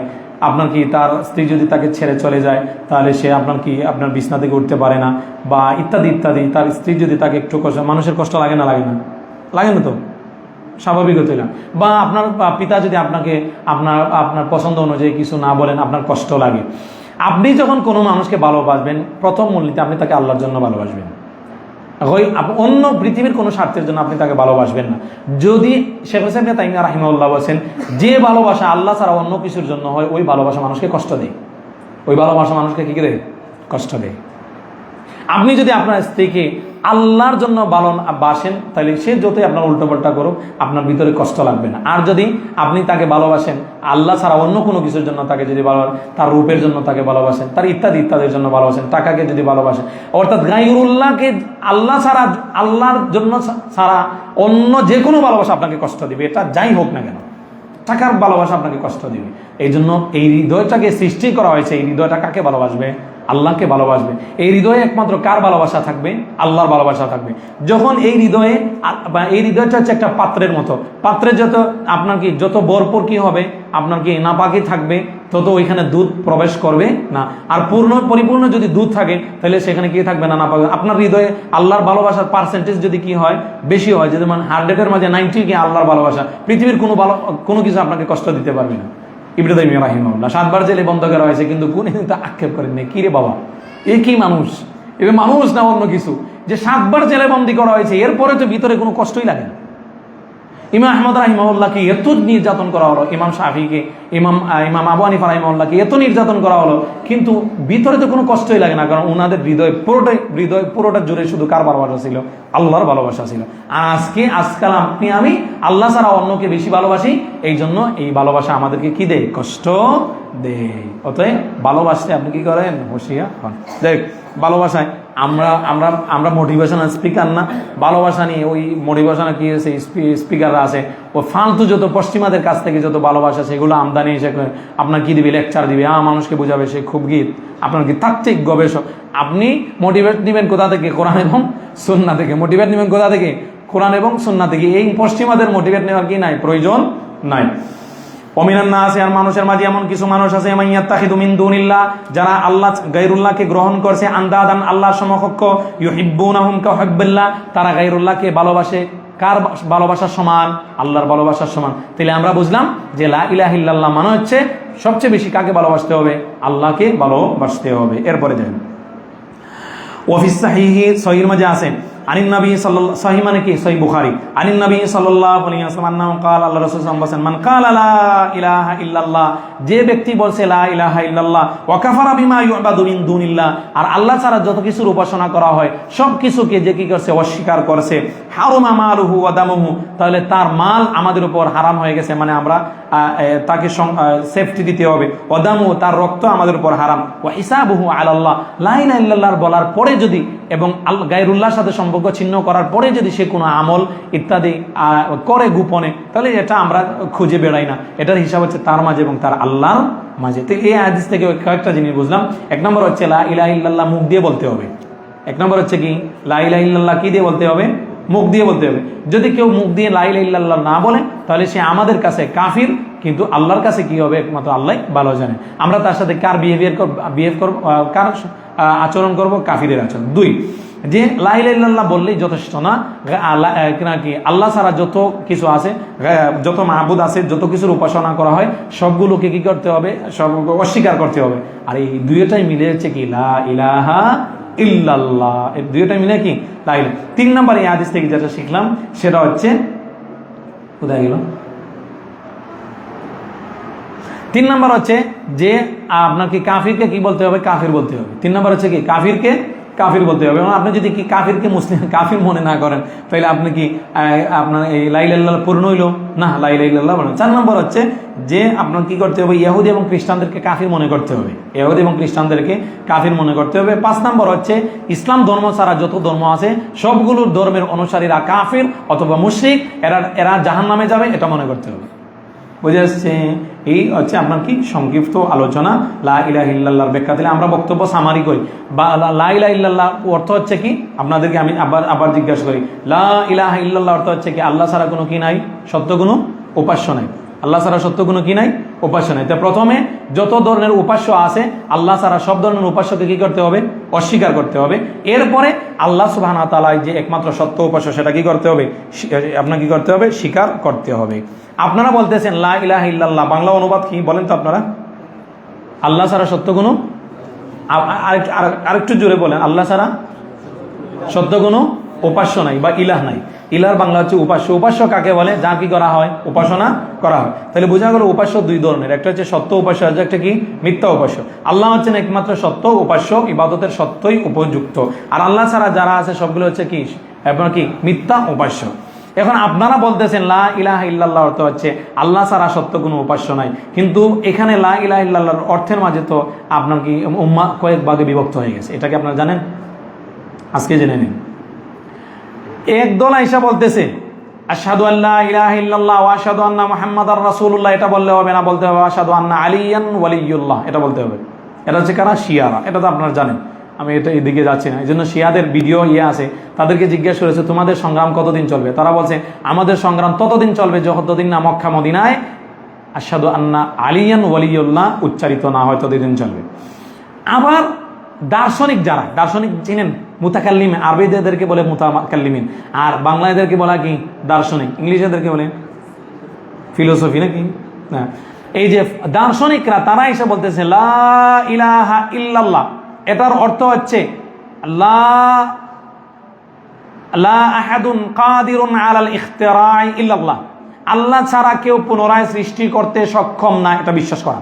এটা হচ্ছে কি লা ইলাহা ইল্লাল্লাহ। এই অর্থ যখন আপনি নিলেন তখন আরবের মুশরিকরা তারা কি মনে করতো না যে আল্লাহ সৃষ্টি করতে পারেন?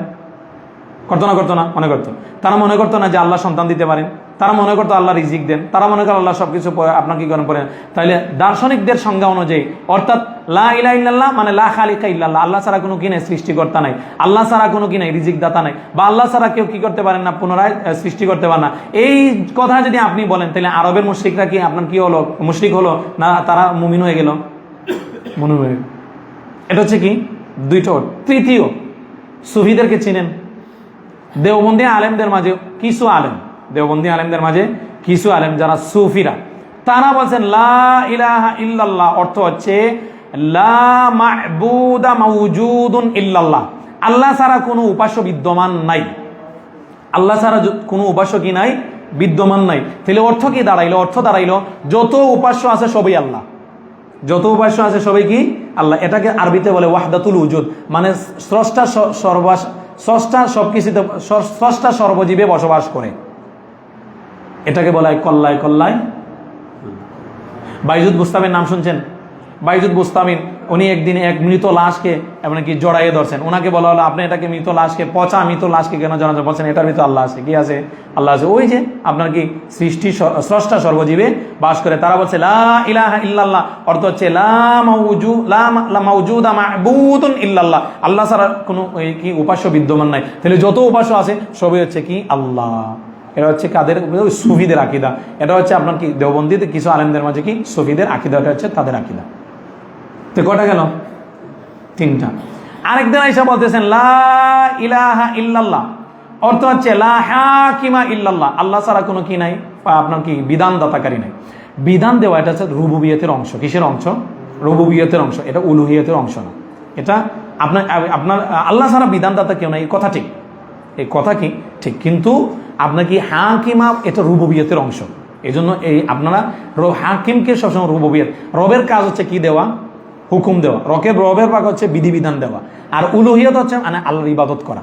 উলুহিয়ত হচ্ছে কি? আল্লাহর ইবাদত করা। দেখেন মানুষ এই সৃষ্টি, মানুষের মাঝে ইখতিলাফ সবসময় স্রষ্টা নিয়ে ছিল না। স্রষ্টা আল্লাহ না আল্লাহ না, রিজিক দাতা আল্লাহ না আল্লাহ না, পরিচালক আল্লাহ না আল্লাহ, এটা নিয়ে ইখতিলাফ ছিল। ইখতিলাফ হচ্ছে আল্লাহকে ইবাদত দিব না গায়রুল্লাহকে ইবাদত দিবে, এটা নিয়ে ইখতিলাফ।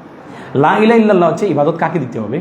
আল্লাহকে দিতে হবে। অতএব লা ইলাহা ইল্লাল্লাহ অর্থ এটা না যে লা হাকিমা ইল্লাল্লাহ, বরং অর্থ হচ্ছে কি লা মা'বুদা হাক্কুন ইল্লাল্লাহ, আল্লাহ ছাড়া সত্য কোনো কি নাই, উপাস্য নাই। উপাস্য মানে হচ্ছে যার কি করা হয়? উপাসনা করা হয়। যার কি করা হয়? উপাসনা করা হয়। আমি কি বোঝাতে পারলাম? দেখছেন এই লা ইলাহা ইল্লাল্লাহর অর্থই কি হুজুর করতে পারেন নাই। লা ইলাহার অর্থ নিতে গিয়ে তিনি কি করছেন? এমন বিকৃতি করা দিয়েছেন, একবারে উম্মাকে একবারে বিভক্ত করে টুকরো টুকরো করে ছেড়ে দিয়েছেন। এখন যেই উম্মা লা ইলাহা ইল্লাল্লাহর অর্থকে কি করে দিছে? বিকৃত করে দিছে। আপনি শুধু তাকে নিয়ে আসেন, আরে আপনার কি রাফায়েদাল নিয়ে আলোচনা করেন, জুরে আমিন নিয়ে আলোচনা, এগুলো বাদ দেন না। আমরা এই সব এই আকীদার মাসলা নিয়ে আলোচনা করেন, আমরা এগুলো বাদ দিয়ে তাদের সাথে আমরা ঐক্য হই। কিভাবে ঐক্য সম্ভব? কিভাবে ঐক্য সম্ভব? লা ইলাহা ইল্লাল্লাহ অর্থ বলতেছে লা মাউজুদা হাক্কুন, লা মাউজুদা লা মাউজুদা লা মা'বুদা মাউজুদিন ইল্লাল্লাহ, আল্লাহ ছাড়া কোনো উপাস্য কি নাই, বুদ্ধমান নাই। সে ওয়াহদাতুল উজুদের আকীদার দিকে চলে গেছে। এটা হচ্ছে হিন্দুদের আকীদা। হিন্দুরা বিশ্বাস হচ্ছে কি স্রষ্টা সর্বজীবে বাস করে। এটা জানেন আপনারা? স্রষ্টা কি সর্বজীবে বাস করে। এই জন্য হিন্দুরা বলে কি গাছেও কি আপনার কি ভগবান, মাছেও কি ভগবান, এরপরে আর কি কথা বলে না, আপনার কি হাজবেন্ডের ভিতরে কি আছে? ভগবান আছে। এজন্য কি ওয়াইফের ভিতরে কি আছে? ভগবান আছে। হিন্দুরা মনে করে স্রষ্টা সর্বজীবে বাস করে। তাদের আপনার কি ধর্মগুরুদের ভিতরে কি আছে? আপনার কি আছে? ভগবান আছে। হিন্দুদের বিশ্বাস। এই যে মনসুর হাল্লাজের নাম শুনছেন? মনসুর হাল্লাজের ছেলে বলছে যে আমার বাবা যখন আরব দেশে যেতেন তখন ওনার ভালো লাগতো না, বলতে ওনার শরীর জ্বলে, আর যখন ভারত উপমহাদেশে আসতেন তখন ওনার খুব ভালো লাগতো। কেন? ওনার সব আকীদা, ওই যে মনসুর হাল্লাজ বলছে না যে আমি আল্লাহ, মানে তার পুরো শরীর কি হয়ে গেছে? আল্লাহর অংশ হয়ে গেছে। আল্লাহ ইয়াদুবিল্লাহ, ইয়াদুবিল্লাহ। দেখছেন লা ইলাহা ইল্লাল্লাহ। আমি আপনাদেরকে শুরুতেই বলছিলাম এই অধ্যায়টা হচ্ছে কি ভেরি ইম্পর্টেন্ট, সবচেয়ে গুরুত্বপূর্ণ। এবং এখন আপনার কাছে প্রশ্ন হতে পারে যে আপনি যে বলতেছেন যে ইলাহ শব্দের অর্থ হচ্ছে উপাস্য, এটার দলিল কি? আপনাকে দলিল দিব। দেখেন আরবি ভাষা আপনি খুঁজেন, আরবি একটা অভিধান আপনি আমাকে দেখান। ইলাহ শব্দের অর্থ হচ্ছে বিধিবিধানদাতা। ইলাহ শব্দের অর্থ হচ্ছে সৃষ্টিকর্তা। ইলাহ শব্দের অর্থ হচ্ছে কি পুনরায় যিনি সৃষ্টি করতে পারেন। একটা কোথাও আপনি পাবেন না। বরং ইলাহ শব্দ এটা আসছে আলাহা ইয়া আলাহু, আলাহা ইয়া আলাহু মিন বাবে ফাতাহা ইফতাহু, অর্থ হচ্ছে আবাদা ইয়াবুদু, দাসত্ব করা। কি করা? দাসত্ব করা। আরে আলাহা ইয়া আলাহু এটা হচ্ছে ইলাহুন, এটা হচ্ছে ভার্ব অফ রুট। আলাহা ইয়া আলাহু এটা হচ্ছে আপনার কি ভার্ব, আপনার কি প্রেজেন্ট এবং ফিউচার। আর এটার ভার্ব অফ রুট হচ্ছে কি ইলাহুন। আলাহা ইয়া আলাহু, ইলাহুন অর্থ হচ্ছে আবাদা ইয়াবুদু, কি করা? দাসত্ব করা। এখন এটাকে কোথায় নিয়ে গেছে? আরো অন্য কোনো অর্থে নিয়ে গেছে। এই জন্য শেখ ইসলাম নেতা ইমাম রাহিমাহুল্লাহ বলেন আমি চ্যালেঞ্জ করলাম যে একটা প্রমাণ তারা দেখাক যে ইলাহ শব্দের অর্থ হচ্ছে কি সৃষ্টিকর্তা। এই জন্য লা ইলাহা ইল্লাল্লাহর অনুবাদ তো মানুষ কি করতে পারে না, ঠিক মতো করতে পারে না। এই অর্থে আপনি যদি বলেন আল্লাহ হচ্ছেন কি আল্লাহ ছাড়া অন্য কোনো সৃষ্টিকর্তা না, এটা হচ্ছে লা ইলাহা ইল্লাল্লাহর অনুবাদ, তাহলে তো আবু জাহেল কি ছিল? মুসলমান ছিল। আবু জাহেল সৃষ্টি করছেন, স্বীকার করতো না যে আল্লাহ কি করেন? সৃষ্টি করেন। ঠিক আছে, এখানেই মনে হয় আমার আলোচনা শেষ। আর কোনো কিছু আছে? হ্যাঁ, ও আপনার কালকের প্রশ্ন ওনার ছিল যে কি ছিল প্রশ্ন? মাকরু জায়েজ না না জায়েজ? আচ্ছা, আমি আপনাদেরকে বলি যে আল্লাহ সুবহানাহু ওয়া তাআলার আদেশ হয় করতেই হবে অথবা করতে হবে না, হয় করতেই হবে অথবা কি আছে করতেও পারে নাও করতে পারে। যদি করতেই হয় এটা হচ্ছে কি ফরজ, এটা হচ্ছে কি ফরজ। আর যদি আল্লাহ সুবহানাহু ওয়া তাআলার আদেশটা বাধ্যতামূলক না, তাহলে সেটা হচ্ছে কি মুস্তাহাব। তাহলে মুস্তাহাবটা কোন অধ্যায় থেকে? আদেশের অধ্যায় থেকে। কিসের অধ্যায় থেকে? আদেশের অধ্যায় থেকে। আচ্ছা, এখন আসেন আল্লাহ সুবহানাহু ওয়া তাআলার নিষেধ দুই ভাবে বিভক্ত। ওই নিষেধটা ছেড়ে দিতেই হবে বাধ্যতামূলক, তাহলে এটা হচ্ছে কি হারাম, এটা হচ্ছে কি হারাম। আর যদি ছেড়ে দেওয়া বাধ্যতামূলক না, এটা হচ্ছে কি মাকরু। এটা কোন অধ্যায় থেকে আসছে? আদেশ না নিষেধ থেকে? নিষেধ থেকে। কোন অধ্যায় থেকে? নিষেধ থেকে। ফলাফল কি বলছিলাম? মুস্তাহাব যদি করেন সওয়াব পাবেন, ছাড়লে কি হবে না? গুনাহ হবে না। মাকরু ছাড়লে আপনি কি পাবেন? সওয়াব পাবেন, করলে কি হবে না? গুনাহ হবে। আমাদের দেশের অনেক মানুষ আছে সুন্নাহ ছেড়ে দেয়, বলে এটা তো সুন্নাহ। মুস্তাহাব ছেড়ে দেয়, এটা হচ্ছে কি? বলে এটা তো মুস্তাহাব, ছাড়লে তো আর কি হবে না? গুনাহ হবে। আবার উল্টো মাকরু করে বলে জিজ্ঞাসা আপনি এটা করতেছেন কেন? বলে এটা তো মাকরু, মানে করলে তো কি হবে না? গুনাহ হবে। করলে তো কি হবে না? গুনাহ। তো আল্লাহকে ভয় করা উচিত, আল্লাহকে ভয় করা উচিত। আপনি বলেন তো মুস্তাহাবটা আল্লাহ আপনার আল্লাহর আদেশের অধ্যায় থেকে না নিষেধের অধ্যায় থেকে? আল্লাহর আদেশের অধ্যায় থেকে। আপনি এটাকে হালকা করে দেখেন না, আপনি এটাকে কি করে দেখবেন না? হালকা। এই যে মাকরু যেটা, এটা কি আল্লাহ সুবহানাহু ওয়া তাআলা নিষেধের অধ্যায় থেকে না আদেশের অধ্যায় থেকে? নিষেধের অধ্যায় থেকে। হারামের অধ্যায় থেকে, হারামের সর্বনিম্ন। আপনি এটাকে খাটো করে দেখেন না, এটাকে খাটো করে দেখা উচিত না। আমাদের দেশের হুজুররা আপনার কি দেখবেন কন্টিনিউ পান জর্দাস আপনার কি এগুলো খাইতেছে, আপনার কি অনেকে সিগারেট খাইতেছে, বলতেছে এটা মাকরুহে তাহরিমি। হ্যাঁ আমার ভাই, আপনি আল্লাহকে ভয় করেন, মাকরুহে তাহরিমি কি হারামের অধ্যায় থেকে না? আল্লাহর নিষেধের অধ্যায় থেকে না? হয়তো একটু এটাতে কি আছে, কম আছে। বিড়ি সিগারেট হারাম, এগুলো মাকরুহে তাহরিমি, এগুলো কি না মাকরুহে তাহরিমি। আপনার আশা করি উত্তরটা ক্লিয়ার হয়েছে। ক্লিয়ার? ঠিক আছে। আর কিছু? আর কোনো কিছু শেষ করে দিই? হ্যাঁ, মাযহাব, মাযহাব দলিল থাকলে মাযহাব মানবেন, মাযহাবের দলিল না থাকলে মাযহাব মানা নেই। খালাস। দলিল আছে, মাযহাব আছে, দলিল নেই।